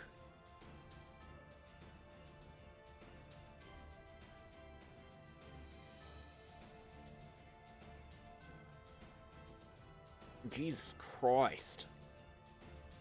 And then we have Haru Tosuki to Sorato. It sings in spring, the moon is loved, and it prays to the sky, subtitled The Bamboo Broom, Asleep in the Spring. I missed the dawn until I heard the birds singing everywhere. Wind and the rain had clamored last night. How many flowers fell through the storm? It is an art book illustrated by Takashi Takechi.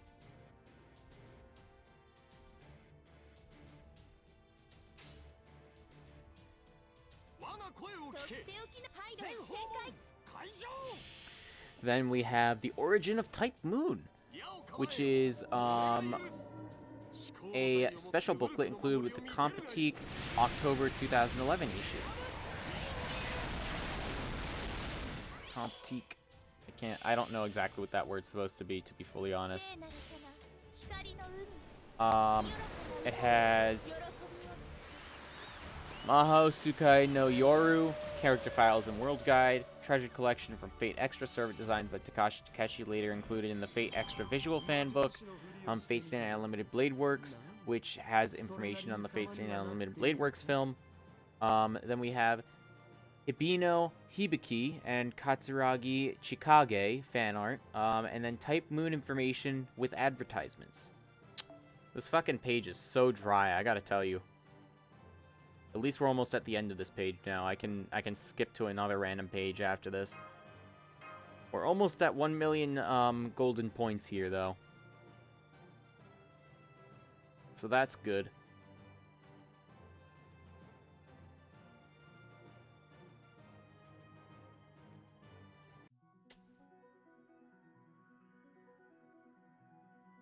Need another golden apple, though.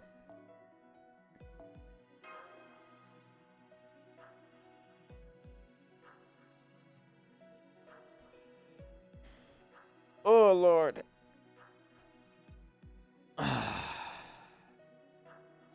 What else can we use? Fuck it, I'll just go back to this, John. Double Jarcher is not bad. Definitely not. It's just a bit of a slower burn than using Gil. I'm fine with that. Oh, my throat's going dry now, too. Even though I'm drinking so much fucking water. But anyways. Then, we have the Type Moon 10th Anniversary Phantasm, which is a book released during the Type Moon Fest event, and it was released for retail sale August 10th, 2012. It has the 10th Anniversary Type Moon Museum, which is promotional images from various series. We have pieces of Type Moon, summaries of the various series, including the world of Tsukihime, the world of Melty Blood, the world of Fate, the other Type Moon world, Kara no Kyokai, Maho Sukai no Yoru, Maho Sukai no Haku, Girls Work, Kanan, DDD, Suki no Sango, and Carnival Phantasm. And we have the Type Moon 10th Anniversary All-Character Popularity Contest, creators and voice actors of Type Moon, including a long voice actor interview collection, Type Moon Chronicle 1999 to 2012, merchandise, Saber Art Gallery with art of Saber from various guest artists, GR Gender Reversal Collection. Characters, various characters drawn as the opposite gender by a number of different artists, taken from Type Moon Ace 5. It includes 2 new entries, Toko Aozaki and Tokiomi Tosaka. Let's see, what else do we got here, though?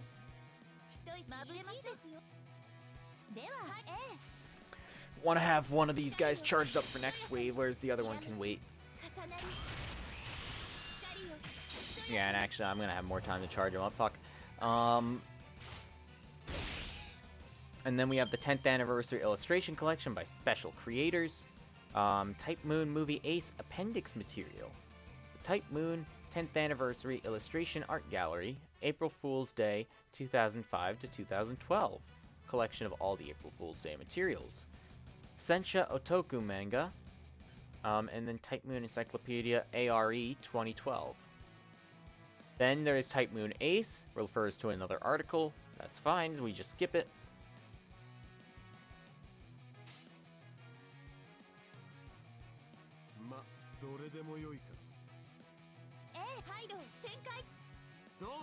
We have Type Moon Fest official pamphlet, which is a pamphlet that was given out during the Type Moon Fest event. It includes an introduction, a cast list of voice actors appearing at the event and the characters they voiced, artists including list of music artists performing at the event. We have chronology of the Type Moon 1996 to 2012 overall timeline and detailed overviews of the various Type Moon works. Then we have Type Moon 10th Anniversary Q&A, which is questions chosen from these posted on the official Twitter account.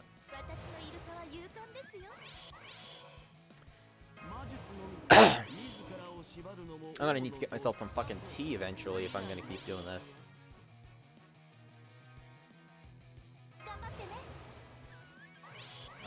Collaboration illustration comment by official manga artists, Column 1, Column 2, Message, and Type Moon plus Pixiv.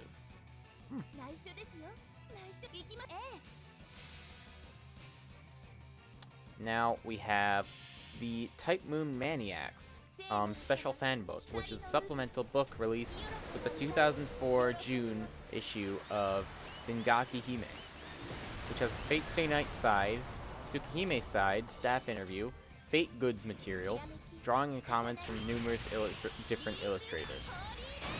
A lot of these really aren't very specific on what the fuck they're talking about either.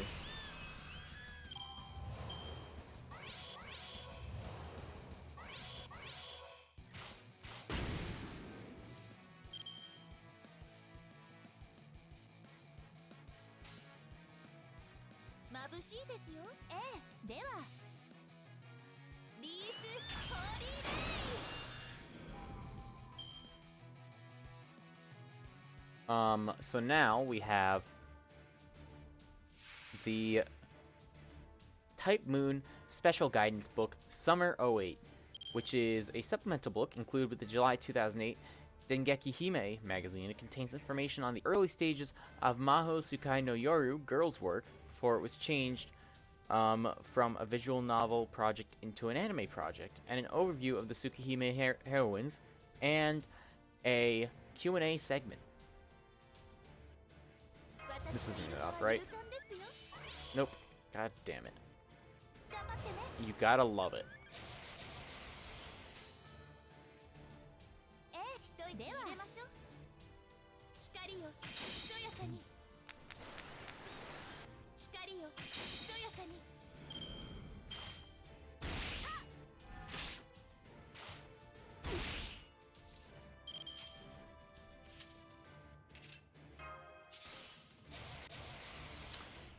And then we have the Type Moon Special Guidance Book. Oh, fucking thank God, this is the last one.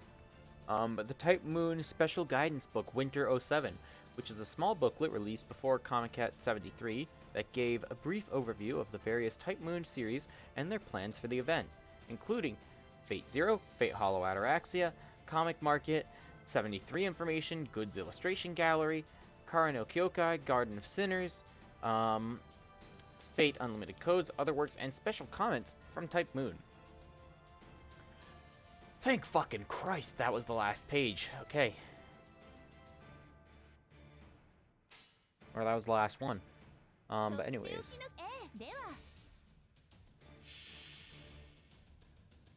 Oh, you got stretch a little bit after that one.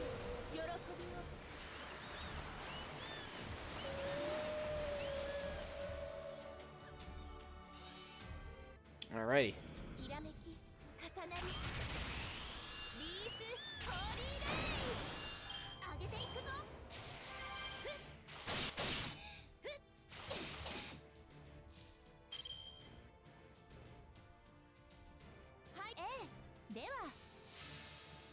So now on to the next random page.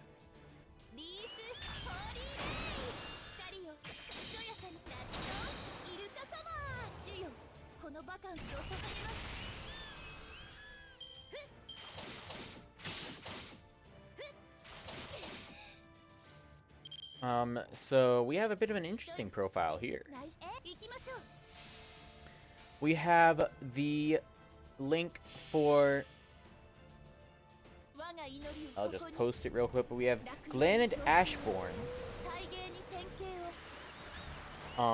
which is one of the people involved in the Adracassadal incident of Lord Elmaloy II's case files. He is the son of Orlok Caesarmond and Irene Ashbourne, raised as the son of Garion Ashbourne. Now, for background, Glanad died as a child, later etched onto the magical circuits of Jerobo, Sagan, Tokido by Garion as a means of revival.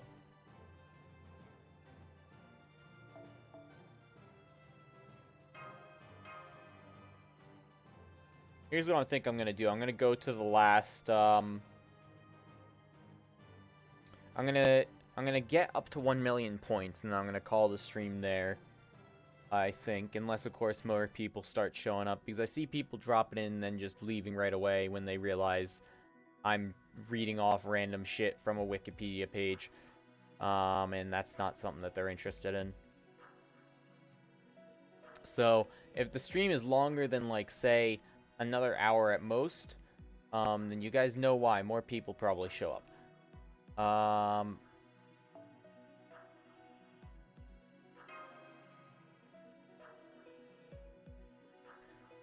And then there's nothing else on this page, though, actually. So we don't need to read any more of this. Now we can go to another random page. Nero. Nero is the name of several distinct characters in the Nasuverse. And now we've got... I'm just going to use Gilgamesh whenever I see him, though, because he's just so much faster to farm this now that I'm thinking about it.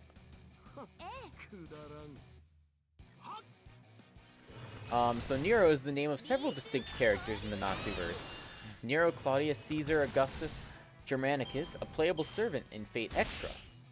And then we've got Nicorsure, the 10th of the 27 dead apostle ancestors. I'll post this here so that way people can know that this is the actual page. This is a disambiguation page for Nero, a list of similarly named articles. If an internal link has referred you to this page, you may wish to change the link to point directly to the intended article. Alright, so here's what I think I'm actually going to do now. I'm going to do it like this. So every single run of the node that I complete, I will read another page from the Type Moon Wiki. Rather than just reading an infinite number of them, because dear God, that is going to kill me. And progress will be slowed to a halt on some of the longer ones, like I've already realized.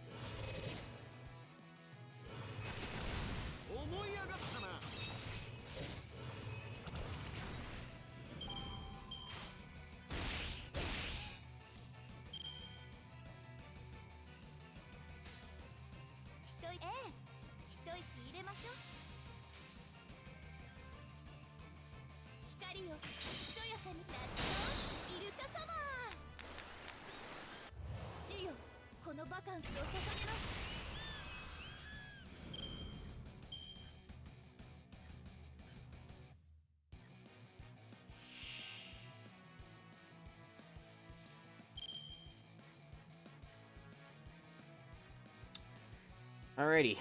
こちらですね。私のイルカは勇敢ですよ。こちらですね。魔術のみと自らをさて次なる目標は存分にあがくがいい。内緒ですよ。水内緒ですよ。郷よな。聖なる様、光の海、清らかな歌よ、喜びを。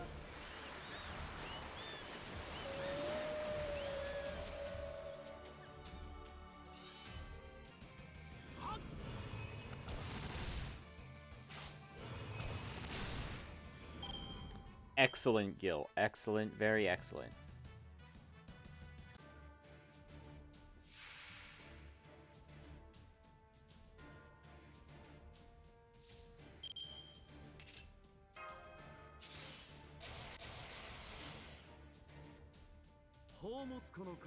水郷よな。裁きの時で世界を裂くは我が怪力。ゲヨウマエリス。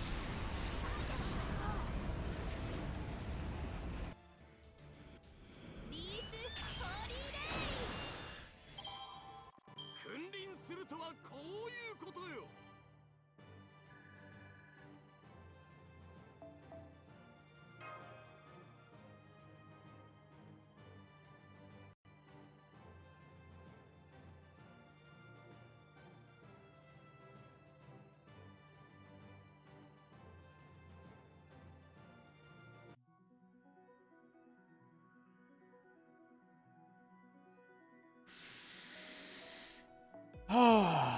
Okay, onto another page then real quick before I start this next run.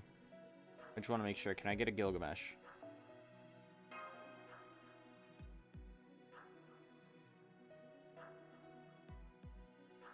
Doesn't seem like I'm gonna.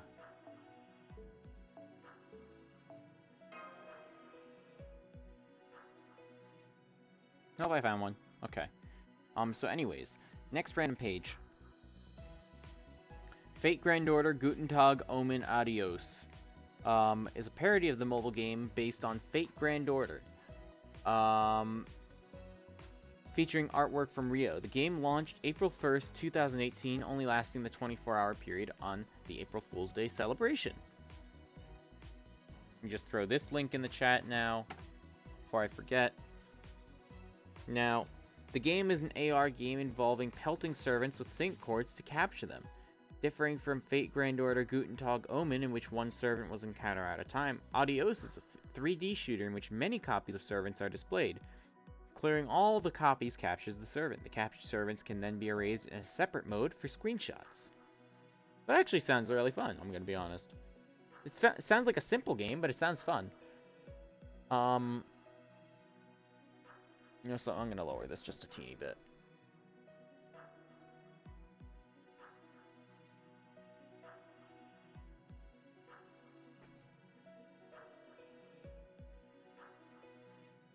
Because that way it doesn't look like I'm slouching that much. Because I know for a fact I'm not actually slouching that much. Screen is trying to autofocus. Is it doing it still? No, it's not. Okay. Good.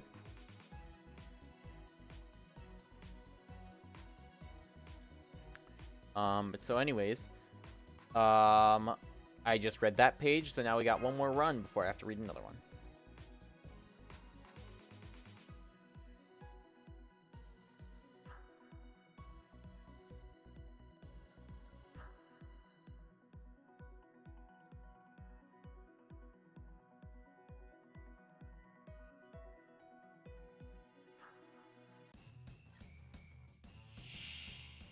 俺は忙しい。手間をかけさせるな。存分にあがくがいい。精度を上げておく。よし、眩しいあれをです。ハイ使う。ド展開。どうした？何かしてみせよ。リース・ホリーレイ。夏のイルカ様。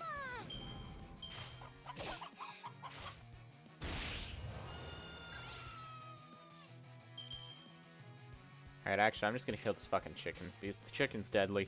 ええ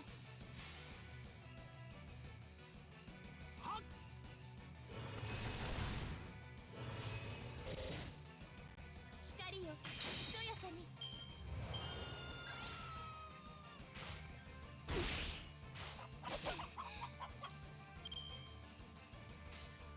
ではすいくだらん。光よひとやかに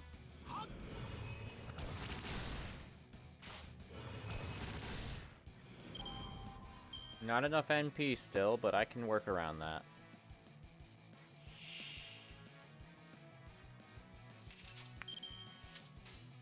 We focus the Guardian, 行きましょう charge up John's NP like so, and that should be enough. きらめき重なり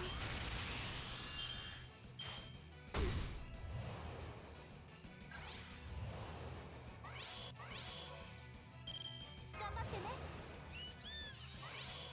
私のイルカは勇敢ですよ頑張ってね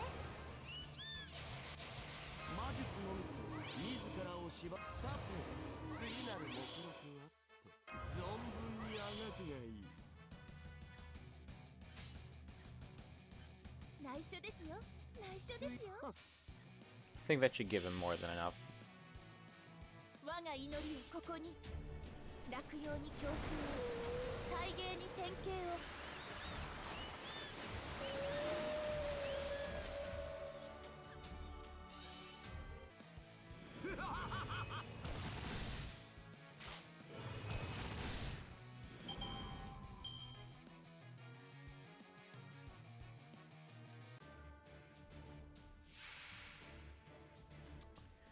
Oh boy. Let's give him all the stars he deserves.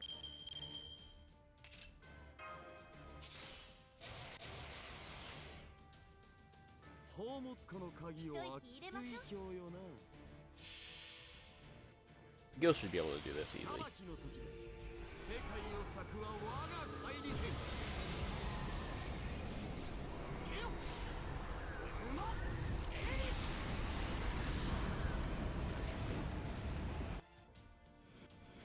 光よひとやかに はっ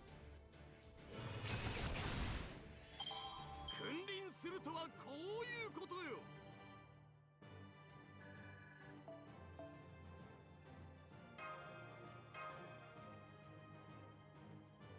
Only 100,000, only 110,000 away.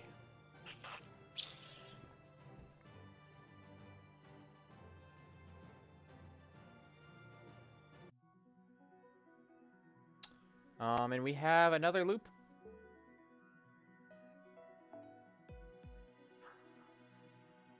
Ah.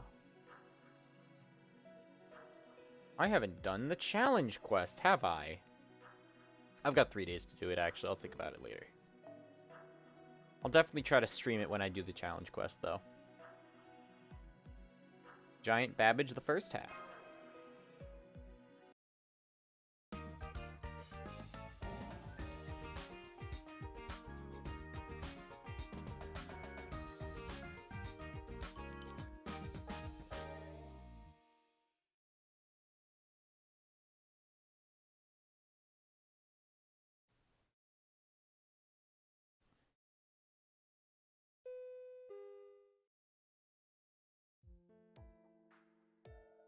Blue Dojin is here.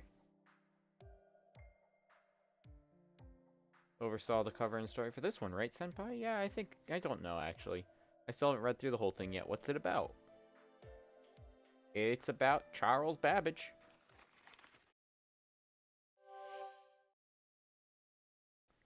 It looks like a giant Gundam.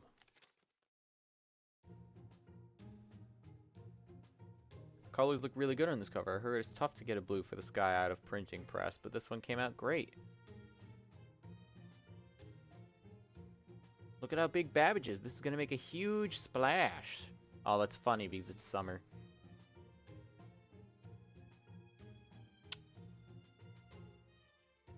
Who doesn't love giant robots, actually? Yeah. No printing errors that I can see. Let's head over to the con. With the one copy that doesn't have a printing error. Did you check any of the other copies? Because those might have printing errors in them. Jalter? No? Okay.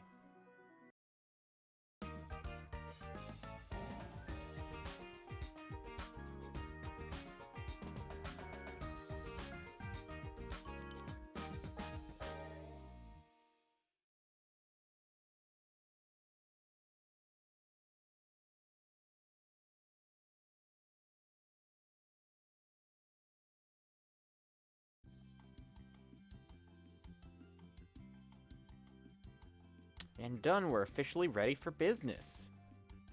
Great, thanks. Now I'm gonna go check out the other clubs. Yeah, she always runs off. I shall accompany you at least for a little while. Why only a while? Because it's a matter of mobility.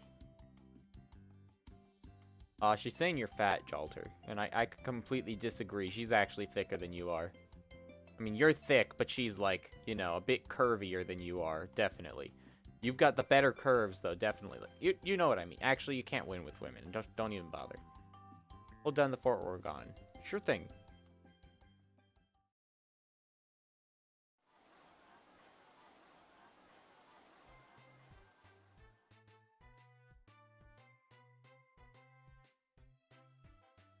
Hey, if it isn't Master, did you finish a dojin? Damn right I did, Blackbeard, my boy. And the cover's even fully colored. Impressed you pulled this together in such a short time. And whoa, you even made it a mecha story. Well, we've had like 10 timelines to do it, man. Like 12 timelines, so I think it should be alright. You really know your target audience. I'm so moved. My inner mecha fanboy with his little machine gun butt has been bemoaning the recent dearth of good examples of the form for far, far too long. It was tough getting this done in time. No, we just did our best. It wasn't really that tough. It was just, you know, a copious number of runs through the time loop. Thanks for the kind words, Blackbeard. Does that mean you'll be buying a copy? Of course he will. I, for one, welcome my Steambot overlord. Salutes. God damn it, Blackbeard. Fuck you with your goddamn memes. I've been champing at the proverbial bit for my new robot yarn. This should scratch that itch nicely. Hey, this book looks fun. I think I'll buy a copy too. Oh, thank you, Mr. Great. Mr. the Great. What about you? Doesn't this get your your pulse pounding? Oh, of course they have the kids coming and want the fucking robot story. Giant robot story. Is it original? Damn right it is. Check out this guy in the back cover. I think it must be an enemy of the mecha. Aw, no. The thought has arrived. How am I supposed to answer that when I don't even know what you're talking about? Don't worry, Orion. You'll have your day. Very, very soon. In like another 2 years' time, you'll have your day. You know, the robot girl with the pink hair on the back. What do you think of her? How many times do I have to tell you? I'm all about soft curves, not hard edges. Just what do you mean by that? What is going on with this dojin? Ah, Kintoki. And a red-blooded man out there who doesn't love a good giant robot. This bad boy is golden. Don't even gotta turn a page to see the passion you put into this beauty. It's got pathos out the wazoo. Just looking at it, can you... Go, shoo. This is not your book.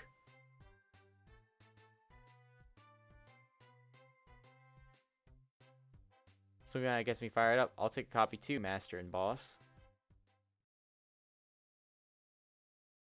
Oh, Kintoki, you always did love big suits of armor ever since you were a little boy. I still remember the way your baby blues shone when you saw our family's great suit of armor. Oh, they're having a family spat. I mean, Boss Raikou. Ma! Kintoki, you just called me your mother. Oh, what a wonderful day.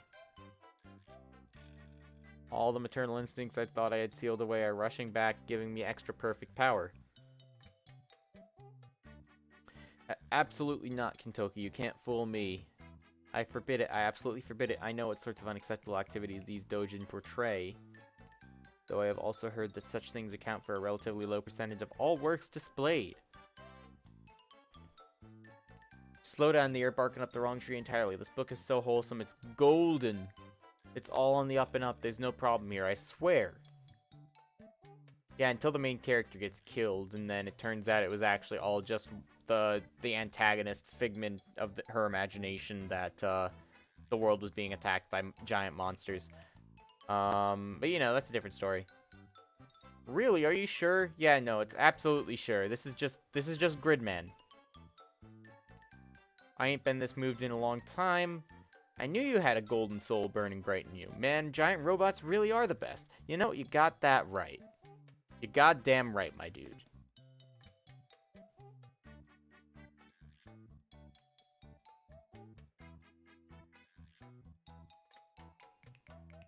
Sorry, just trying to fiddle with something in Streamlabs real quick. I can't wait for the day when I show off my own giant armor by your side. Oh, is that actually the end of it? No, it's not. Okay. Everyone who stopped by seemed to love our book. I think we might have succeeded this time. Nope, still not the #1 seller. Definitely not. Yeah, Jalter. Why? Everyone was so excited about it. Huh. True, we've got a great cover and great subject matter. Everyone's gonna love it for sure. Except, it's still unfinished. The battle between Babbage and Giant Elisa remains unresolved. Lord Elmaloy II only shows up in one panel. Lady Ishtar never shows up at all. And on the last page, it only says, Giant Babbage's battle is about to begin. We ran out of time and money. I'll have to be more careful next time. God damn it, Jalter. How'd we let it come to this? All I wanted to draw was dark, brooding fable. Well then, you don't draw a mecha anime, you draw a Goblin Slayer.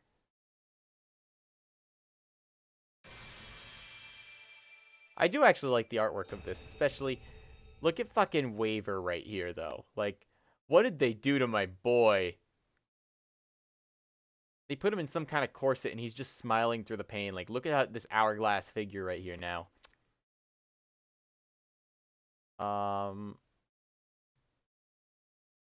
So yeah, it's same as the other ones. I do like the look of these, though. They've all got pretty decent artwork. Alright, back to the grind. I like the Grand Order anime. Nice, nice. Yeah, I liked the anime too. It was personally really, it was alright. I just felt they could have done a few, like, the gamey aspects a bit better, rather than, like, being like, oh, and then here's this group of bad guys that you have to fight, and I'll get away casually while you're fighting them. Like, it could have been executed a bit better. But otherwise, it was still a good experience.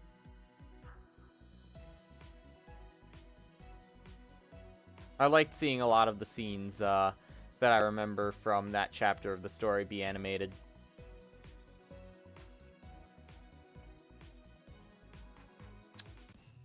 Ah, shit, I didn't do my next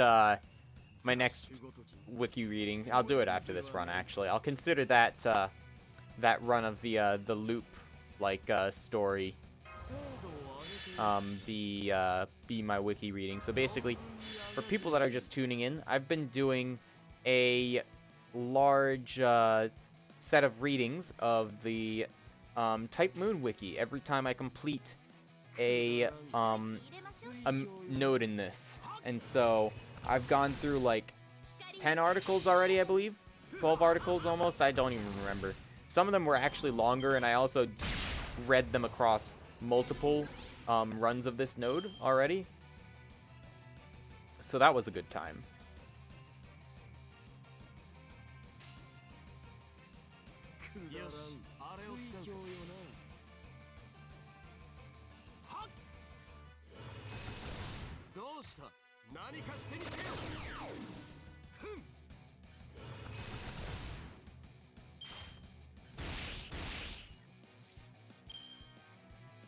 I always like this this summer battle theme though. It's nice. では一一息入れましょう。リースホリデー。きらめき重なりバカンスをさせ Not gonna have enough NP charge for this next wave.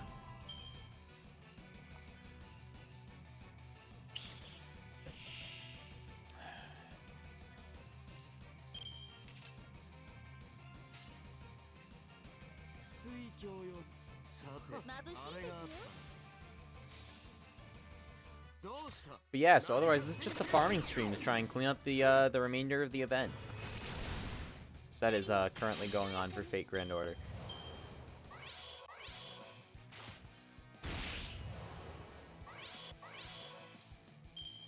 魔術のみと自らを縛っさて次なる目標は頑張ってね。内緒ですよ。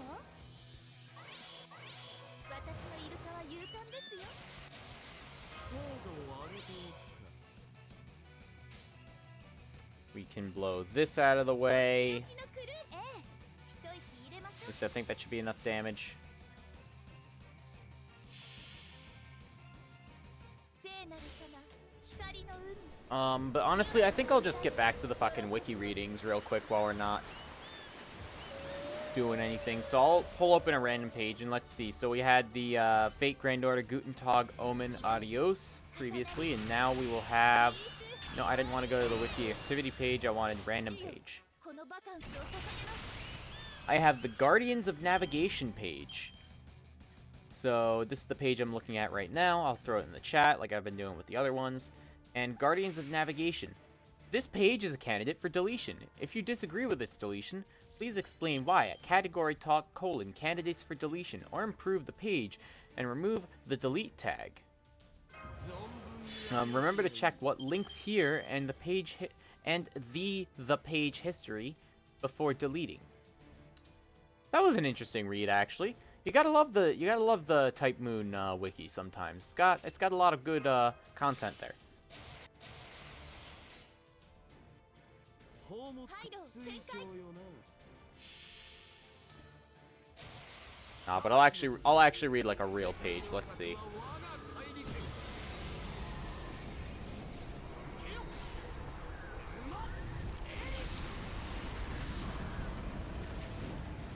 Alrighty, so we have gotten ひとやかに。 Tomoe Enjo. 君臨するとはこういうことよ。 And Tomoe Enjo is the protagonist of, or a protagonist of, the 5th chapter of Kara no Kyokai. Ooh, we're 90,000 away. We got another gold foe. That's nice. That's very nice. Let's see.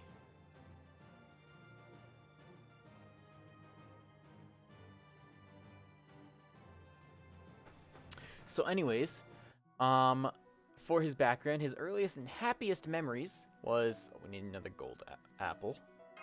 His earliest and happiest memories was when his father gave a spare house key to Tomoe when he was younger and told him to protect his family.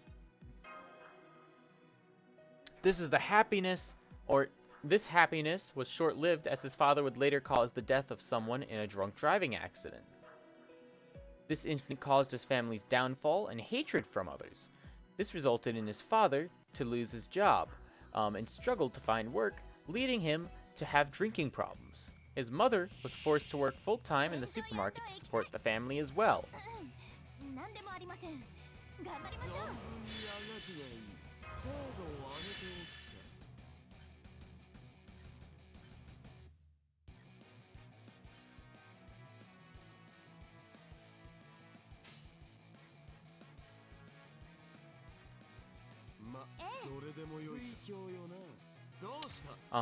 Tomoe also becomes frequently bullied at school, which forced him to quit the track and field team at his school. His family had to move several times due to the harassment, as rumors kept appearing about his father's incident until they moved into the Ogawa apartment complex. Unbeknownst to the Enjo family, the Ogawa apartment complex had been designed by Soren Araya to cause people to go into depression, leading them to become insane, thus driving them to their deaths. Very, very, very nice. 眩しいですよ。 水郷よな。 光よ、ひとやかに。 One day, Tomoe came back from work Ignoring his mother as she tries to greet him, he goes and sleeps in his room. Due to being fed up with their situation, his mother killed his father while he was drinking, and she eventually kills Tomoe in his sleep. His mother committed suicide afterwards. Fun! よしあれを眩しいですよ。どうした何かしてみせよ Saurin Araya surgically removes his brain from his body for his experiment. The experiment involved in controlling the brain that was still functioning and implant their thought processes into the replica puppets that Cornelius Alba provided. He created the apartment complex to create a cyclical loop in which the puppet residents would repeat their last day before death as a means to discover and access the spiral of origin.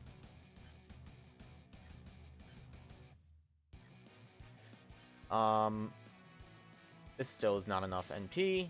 さて眩しいです。行きましょう。撃て撃て撃て撃て The continuous loop slowly caused each of the new Tomoe puppets to have dreams recollecting the original Tomoe's memory of his death. In October 1998, one of the puppets was able to escape from the loop by killing its respective mother and running away. Before leaving the spiral complex, Araya supposedly implanted an unconscious imprinting in this puppet to have an interest in Shiki Ryogi. こちらですね。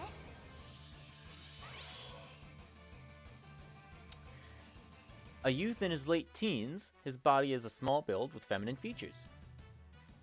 He would have been a beautiful youth boy, had he maintained silence. Tomoe's hair is distinctly an unnatural orange in color, and while originally it was treated as being dyed, this characteristic is glaringly overlooked in the film version. こちらですね。 His clothing consists of a green parka jacket, blue jeans, and a pair of yellow New Balance brand shoes.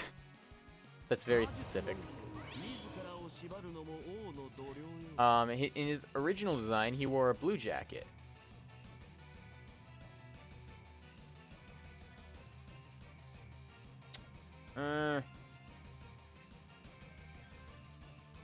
They're showing the Sprinter artwork from FGO right now as a reference to him. And, like, yeah, it does look like him, but at the same time, I've always felt it was more... It really does also fit Shiro more, especially since, you know, he's more relevant, but that's okay. さて次なる目的は Anyways. I did not actually know it was him, though. Yeah, now looking at the other pictures, yeah, I can see the resemblance. For his personality, I will get to that right as soon as I kick this guy's ass. 一息入れパイロ展開。 Tomoe is a headstrong individual that has grown disillusioned by his experiences. He was aggressive and lacked tolerance, so he frequently got into fights. 体芸に転 He had originally loved sports, as he was particularly fond of sprinting, but complications surrounding his family drastically changed his outlook on life. 光よ。ひそやかに夏のイルカ様。 Very depressing, all things この considered. パパを捧げます。 Then again, most of Kara no Kyokai is actually really fucking depressing when you just start thinking about it.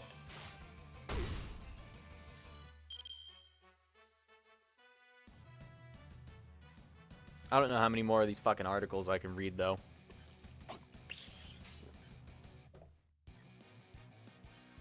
さて If I were to talk about my throat, I'd have to say, as Gordon Ramsay says, it's fucking raw. どうした何かしてみせよ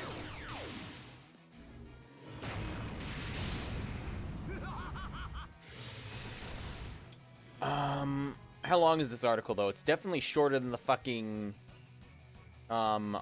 art book stuff that I read. Like, literally, it was just a listing of all the fucking art books that have been part of the Type Moon franchise.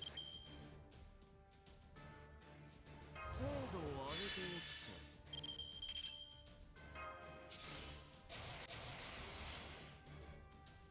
我が声を聞けくだらん全訪問 What else do we have, though? Due to his father giving him a spare key in his childhood, he has developed an attachment for keys and locks, developing a principle under the notion of being protective of one's home. He has stated that he despises the notion of romance and love, based on an experience he had with his past girlfriend. Tomoe would go on to become close friends with Shiki Ryogi, being able to talk about himself and his experiences to her, unlike any other person he has ever met. it is hinted that his attachment to Shiki is caused by Tomoe's ability to relate Shiki's continued impression of her Shiki personality. そして平和とは時 Um, に厳しいものなのです。 He cares deeply, he cares about this deep friendship enough that when he admitted his love for her, he disliked the idea of ruining such a relationship by simply labeling it under the notion of love. Well, that's kind of cute, actually. While living under one roof with Shiki, he managed to keep himself cool because he loved her too much and he realized that some things are beautiful because they cannot be obtained. While he claims that he is willing enough to die for Shiki, this lowered sense of self-worth is prompted by his feeling hopeless due to have already killed his parents. While initially brash, hang on, I'm gonna swap this out because it would be much better to have this last copy of Foxy Lady.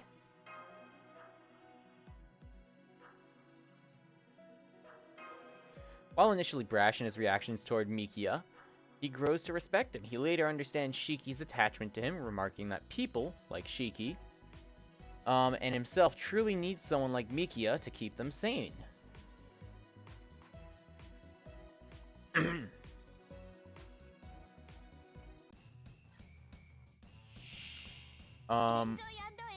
Tomoe's personality relates to his origin worthlessness. He does not value himself, and initially he was willing to die for Shiki's sake. Upon remembering his past memories with his whole family, he empathizes with his family and their situation. Finally gaining self-respect, Tomoe finds his resolve to fight for himself and his love for his family.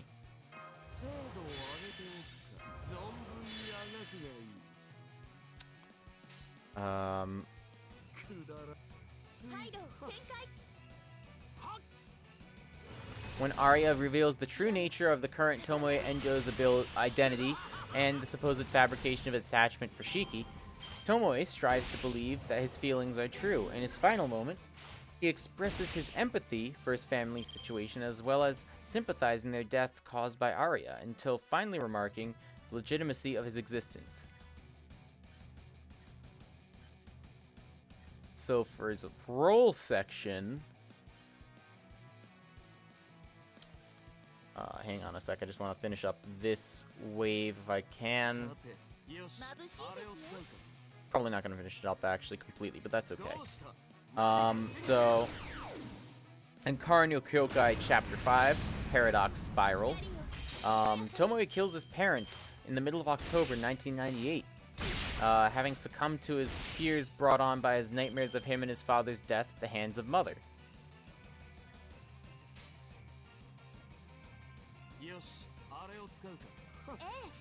And then running away from home, he gets chased and attacked by bullies from his old school until he is shaved by Shiki Ryogi. He asks her to hide him at her place as he claims to be a murderer. Upon which Shiki remarks that she is the same, thus agreeing to let him stay in her apartment room. I think that's not the smartest idea. It's like, hey, by the way, I'm a killer. Can you let me hide? And he's like, yeah, I'm a killer too. I'll let you stay. I don't think I'd want to stay with her all of a sudden. Shiki and Tomoe would go on to have a cyclical routine in which Tomoe goes outside by day, awaiting news of his parents' murder, while Shiki goes outside for her nightly strolls. Tomoe develops a close friendship with Shiki, talking to her about his past experiences. While Tomoe stayed over Shiki, he ate Haagen-Dazs ice cream for his meals. At some point, Tomoe sees Shiki waiting by outside, noticing that she is being followed by a strange-looking foreigner, later to be revealed as Cornelius Alba. The foreigner maliciously stares back at him, and within the next moment, mysteriously vanishes before Tomoe's eyes.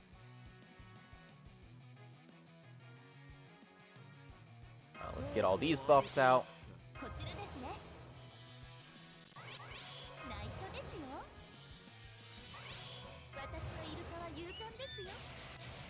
I'll be fully honest, I wouldn't care if we don't get an NP skip button. At least give us a fucking skill skip button. 内緒でパイロン A Whew. So when he's returning back to Shiki's apartment, Tomoe expresses his worry for Shiki's safety. Shiki's insistence in asking for Tomoe's reason for being so anxious causes Tomoe to confess his love for her, although Shiki only reacted by laughing at the notion. In the next moment, Shiki playfully threatens him to die for his love of her, ひらめき in which Tomoe declares his consent, admitting that he has nothing left having already killed his parents. Shiki dismisses his desire to die by her hand, remarking that Tomoe should rediscover his true home.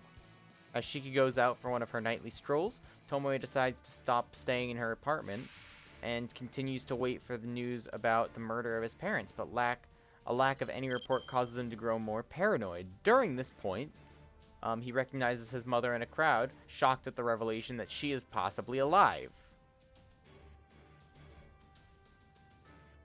存分にあがくがいい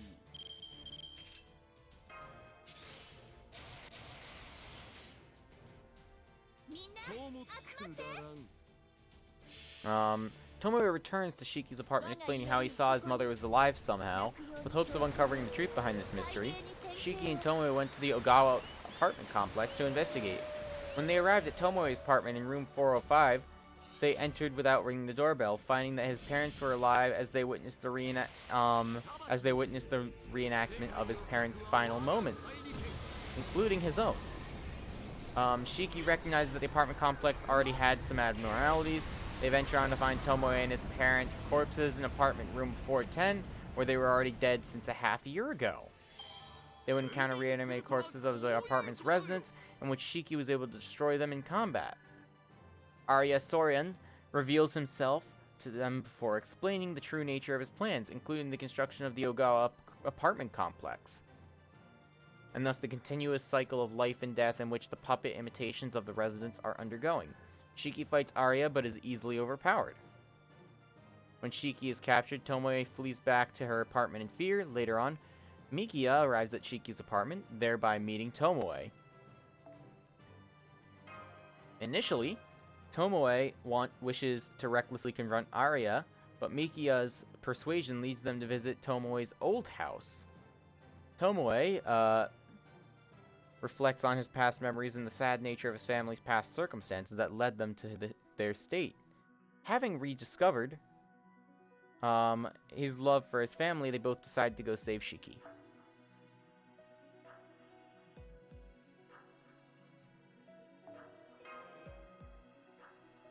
Come on, baby. Daddy wants a new Gilgamesh.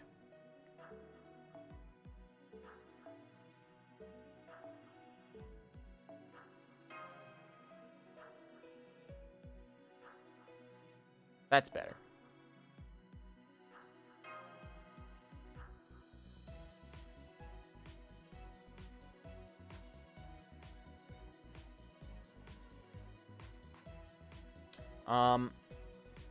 So Tomoe reflects on his past memories, having rediscovered his love for his family. They both decide to go save Shiki. They both separate as Tomoe plans to bring Shiki's knife and katana to her. 来るがよいゲロ今なら勝ち目があるかもだぞ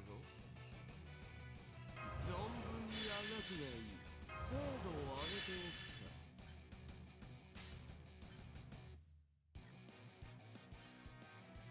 くかくだらんはくだらん Gonna get myself a piece of gum or something. Something to keep my mouth moist while I'm reading.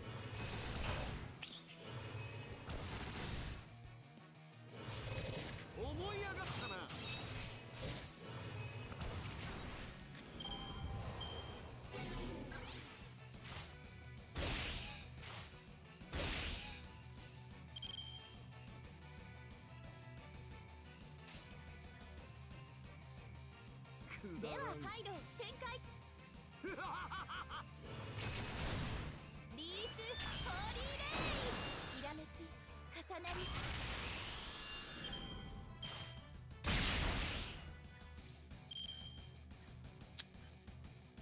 So let's see.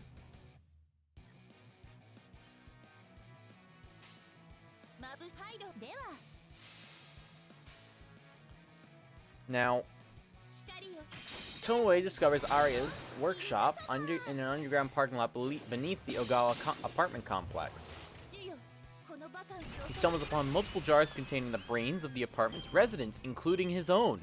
As his arm folds off to reveal multiple gears inside, he finally deduces that he is merely an artificial puppet of the original Tomoe Enjo. Honestly, imagine your own fucking arm coming off. Like, that's creepy shit.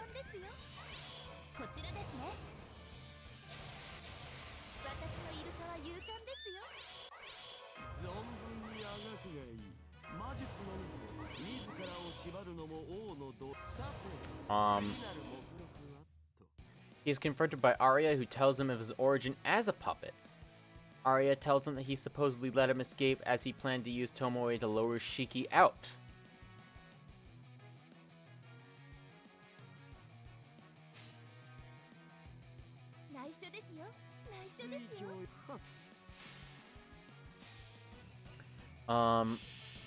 Let's see. Arya claims that Tomoe's love for Shiki is merely fabricated and that he simply imprinted such a desire in Tomoe's mind.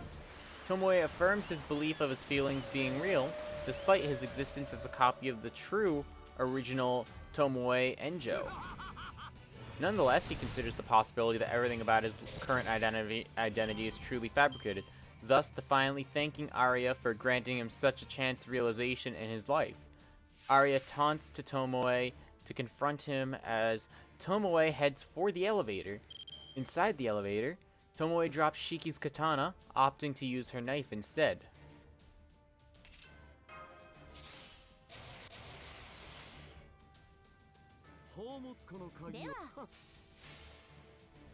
Exiting the elevator on the 10th floor, Tomoe finds Arya standing before him. He confirms his determination to kill Arya for his sake and his parents' death, claiming that they weren't sinful enough to die in such a cruel way. He charges head-on, but Arya uses his bounded field to stall him. Tomoe's limbs are slowly torn away as he manages to stab Arya in the chest, and he is eventually killed by Arya's power, commanding Tomoe's body to cease to existence. Tomoe's body dissolves into dust, shedding a tear as he expresses his final words. Let's see. She fucking barely survived. Come on, Nero. Will you just die already so I can steal your stuff?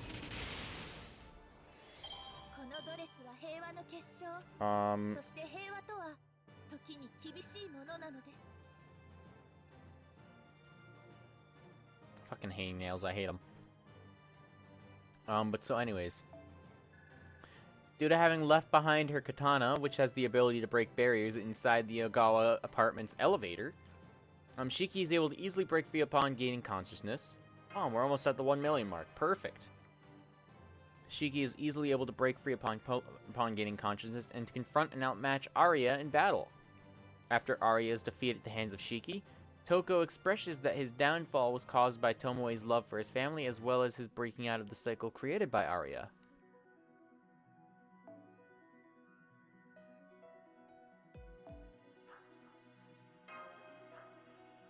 During her sleep, Shiki has a mysterious dream in which she encounters Tomoe one last time inside a diner.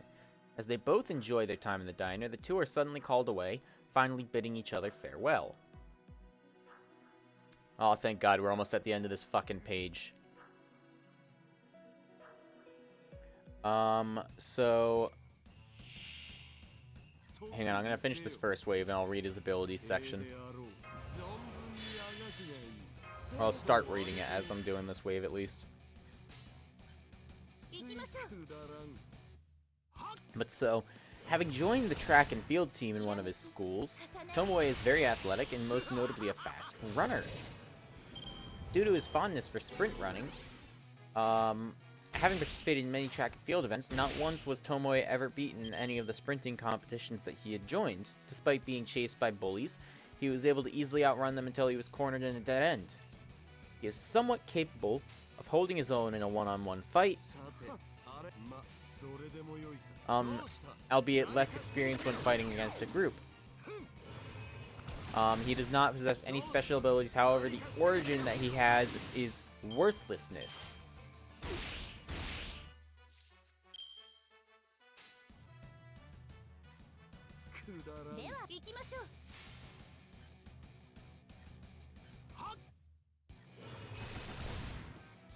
ひとやかに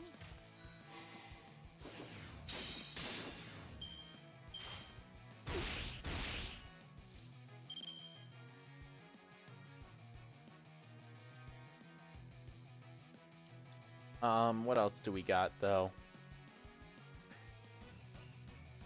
Development, creation, and conception. ハイロー展開眩しいですよ Unlike the other chapters, Chapter 5 is not about Shiki and Mikia, but rather the story about Tomoe and Arya. Takashi Takechi believes that Tomoe is a relatable character to the viewers, and this aspect sets Chapter 5 apart from the others. Kinoko Nasu believes Tetsuya Kakihara, the voice actor of Tomoe's, is just a bit higher in quality than the rest of the cast. Because of that, he's able to give the impression that Tomoe was not like the characters in the other chapters. He was like a brand new entity in the Garden of Sinners world who first made his appearance in Chapter 5. こちらですね内緒ですよ And for his reception, Maya Sakamoto, the voice actress of Shiki Ryogi, claims that Tomoe こちらですね is one of her favorite characters and she was looking forward to his portrayal in the animated feature. 存分にあがくがいい Kajura Yuki, the soundtrack composer for the theater version of Kara no Kyokai, claims Tomoe to be her favorite character. 自らを縛るのもさて No, I'm just gonna say real quick, her favorite character. Yuki Kajura, her. I just want to stress that because me and one of my friends actually got into an argument earlier this year, where he was arguing like, oh, Yuki Kajura is a guy, and I'm like, no, it's actually a woman composer. And so I had to outright look up and show him this is Yuki Kajura. But anyways, and he still didn't even believe it when I showed him the picture and the fucking Wikipedia link and everything. Granted, Wikipedia can be edited, but because of this, the theme songs of the 5th chapter, Sprinter, performed by Calafina, has become a work that sings of Tomoe's story. In Type Moon's 10th anniversary character poll, Tomoe was ranked 68th. And that's the entire article. Thank God.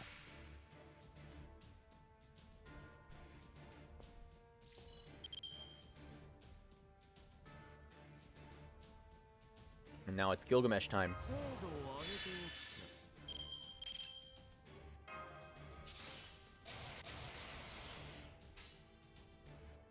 おくか。ほうもはくだらん。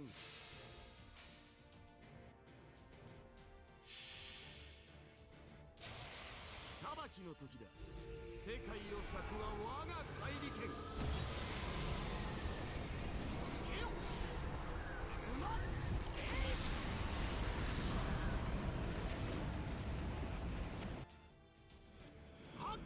Fucking die already, Nero. Die already so I can take your stuff! 思い上がったな。イルカを撃つのでアーチャーなのです何もおかしくはないのですよ What else do I have bound to this soundboard link though again? Trust in Heimsker, for I am the chosen of Talos. I alone have been anointed by the Ninth to spread his holy word. Also, this is just a real kick in the balls right here. 999,540 points. That's just a real kick in the balls. Like, it couldn't just give it to me? That's not even a completion of the low-level quest with no reward, with, like, no bonuses.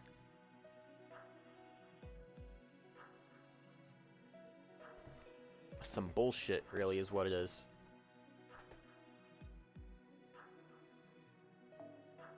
人なんぞに物をくれてやるのは承認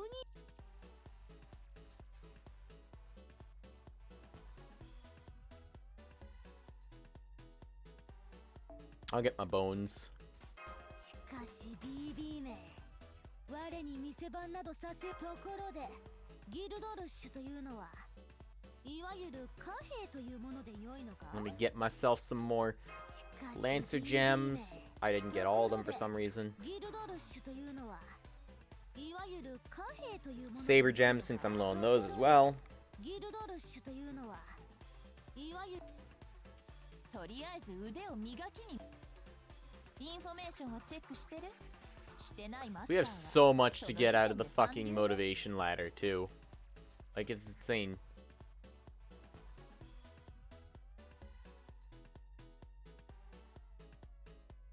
You only get the summon ticket at 200,000, though. That's kind of unfortunate, because I would have loved to get another summon ticket. インフォメーション And then left here, インフォメーション just the をチェックして crystallized る lore. I appreciate it, Jalter, but I already know what you're gonna say.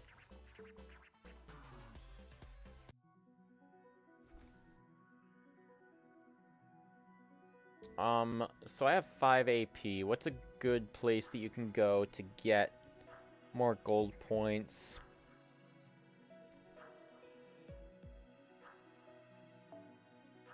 Waikiki Street? Yeah, Waikiki Street's a good one.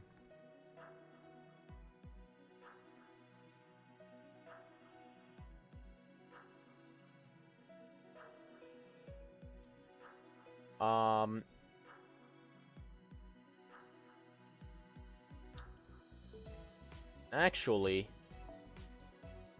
where's a good place to do it? I'll just do it here. I'm gonna use some bronze fruits because I don't want to spend more AP than I need to. But anyways, this shall be my demonstration of my personal favorite farming method. I can just get rid of this. I don't need this party right now. But anyways, we got our boy, the suicide bomber. We've got our boy, thick boy, and then we got our boy. Where is he? Oh, well, actually, it's more like she, but also I know where she fucking is.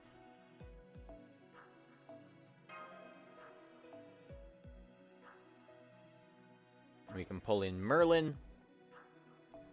Break out the fucking Tower of Avalon. And then I will just get Jalter in here with one of the other Foxy ladies. And actually, you know something? You use a Foxy lady too, Merlin. I don't actually need to fucking... Oh, no, I take that back. I don't need that many points, I don't think. It's actually a really difficult decision now, I'm thinking about it. That's okay.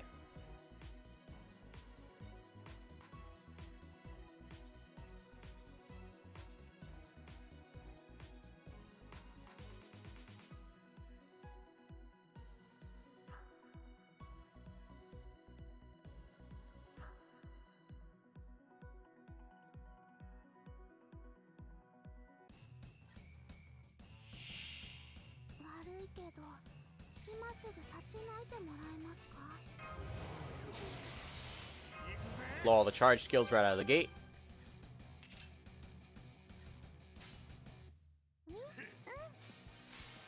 And then we just hit that red card.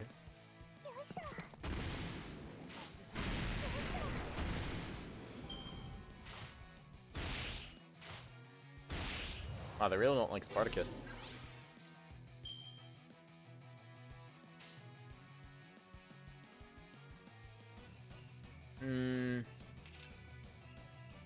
I'm gonna stun this one because I don't want it to attack Bunyan.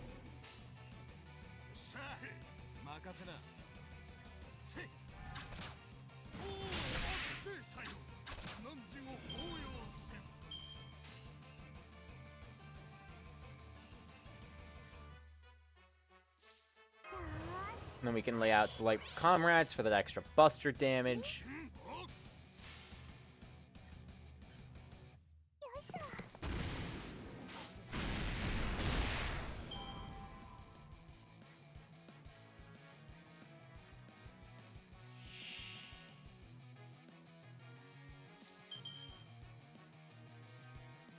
Then we lower his defense.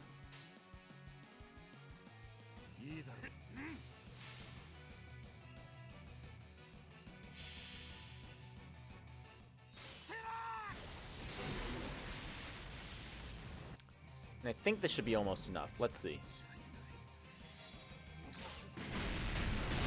Nope. Barely too little. Oh, just buff yourself. Come on. Come on. Just keep buffing. Keep buffing.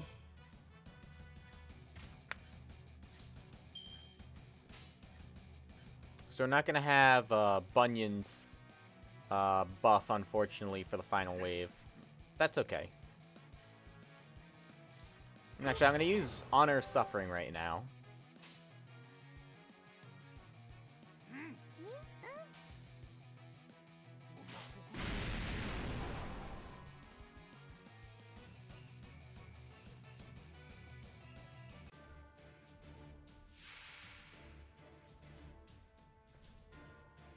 So, Nero, you think you claim this theater? No, I think it's time for the real OG of showsmanship.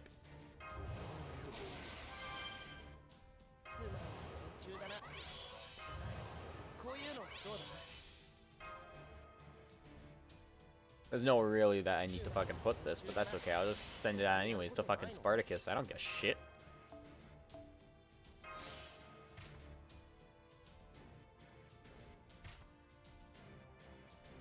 Then we give him one of these. Then we give him one of these. Just double checking. Yep, decrease defense. Increase and increase HP.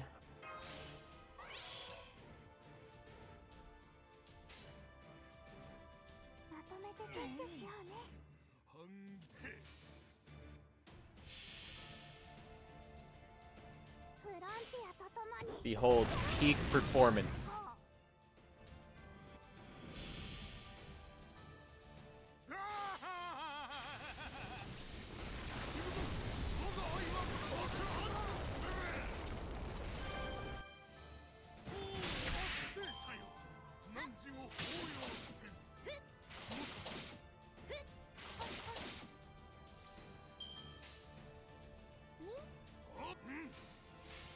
Like, this fucking unit. His extra attack, he just hugs you to death. But I think that should be all the points I need.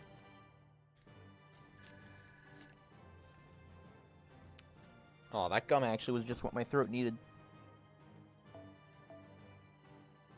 Yep. Crystallized lore. It is said that is the ingredient for materializing heroic spirits.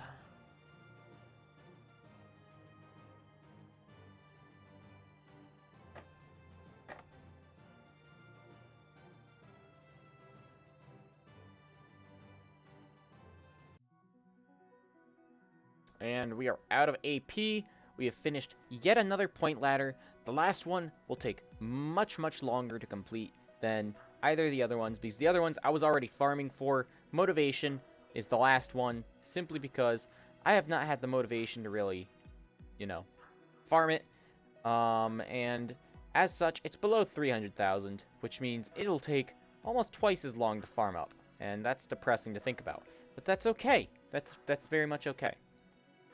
But so I'm gonna leave it there. I'm just double checking that I've covered all my bases. Mana Prism's shop. Like, yeah, I've got my buster code and openers and whatnot.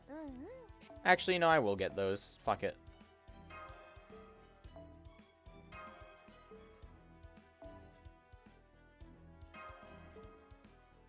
I'll start doing, some maintenance on my servants anyways to add more stuff to them. Not really much else I really need to do, I don't think. If I wasn't already simping for Ku, though, I would absolutely simp for Spartacus, because Spartacus is my boy. But actually, this is something that was long overdue now that I think about it. Well, wait, hang on. First of all, I can Grail Ku again, so you know, I'll do that. Bring him up to 96 max. Yep, one Holy Grail will be consumed. I got 2 from this event. I have no fucking problem grailing him again. Do I have the materials to raise him? No, I do not. But he's grailed now. Again. Now, because I've been meaning to, I did this for Cursed Arm. I raised Cursed Arm up 1 level because I felt he deserved to be a Silver Servant. you definitely deserve to be at least a fucking silver servant, maybe even gold Spartacus, with all the work that you put in.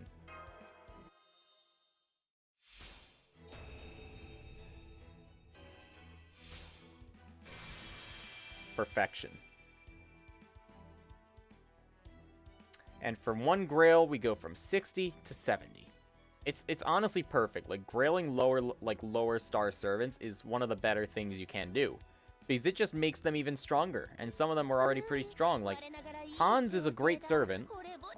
Fucking Cursed Arm is a great servant. What other good ones are there? I need to grail. Like, Arash is a great servant. Fucking Georgios is a great servant. Bunyan, honestly, an alright servant. I don't use her as much as I should, but she's still great. Leonidas, fantastic servant. Shakespeare, also fantastic. Avisberon, I've been meaning to level him up. I honestly want to grail him to gold, because I did just like him in Apocrypha that much, but this is the problem. I scrolled past it. This right here is the problem. If he's not NP5, I am definitely not grailing him. That's one of my unspoken rules. Unless, of course, I really love the character. Like Jack, honestly, I have not leveled up my Jack quite yet, because I care for her. I don't want her to get hurt if she doesn't need to. But she is going to be grailed up to 100 as well. Same with Ku. Oh, I forgot I got Anastasia. I didn't realize I actually had gotten her. I don't remember when the fuck I got her. That's sad, though. I'm like, oh yeah, I got an SSR. When the fuck did I get this one? Actually, wait, it tells you the acquisition date, so hang on. I can just look. Rate by new. So that was... Well, this is wrong because these are all in my party.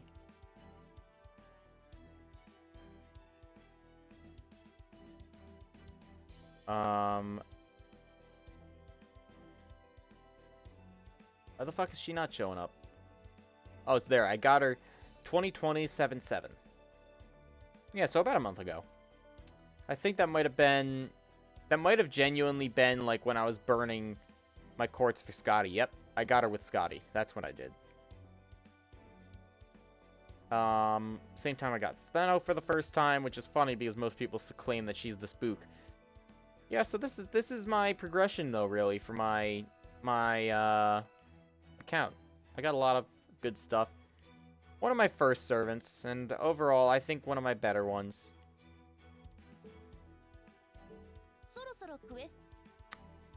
But anyways, I'm gonna call the stream there, I think.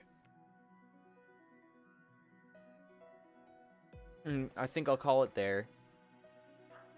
And so, Alt F4 doesn't get rid of streaming mode, though. But anyways. 3 hours of farming, that's not bad. And I read quite a few, Type Moon articles, so that was fun as well, especially since, some of them... I don't really know what to say about them. But anyways, those of you that tuned in, thank you very much. I appreciate it. And those of you that are watching in the VOD or anything, thank you as well. I'm definitely going to be having one more stream within the next couple of days to finish off the last point ladder, and then also attack the challenge quest when I do. Because, you know, completionist's sake, I want to make sure I've got all my bases covered. I'm also going to probably go and get the remaining apples from the nodes that are still uncleared by me. And so that's something I also need to take care of. But in any event, when that next stream of FGO is coming up, I will let you guys know via Twitter. Most likely, though, I'm probably gonna end up only sending out the half an hour in advance notification like I normally do. Yeah, you can tell how far I'm fucking slouching with my shoulders out way up here. But so, in any case, I'll see you all next time. Thanks again.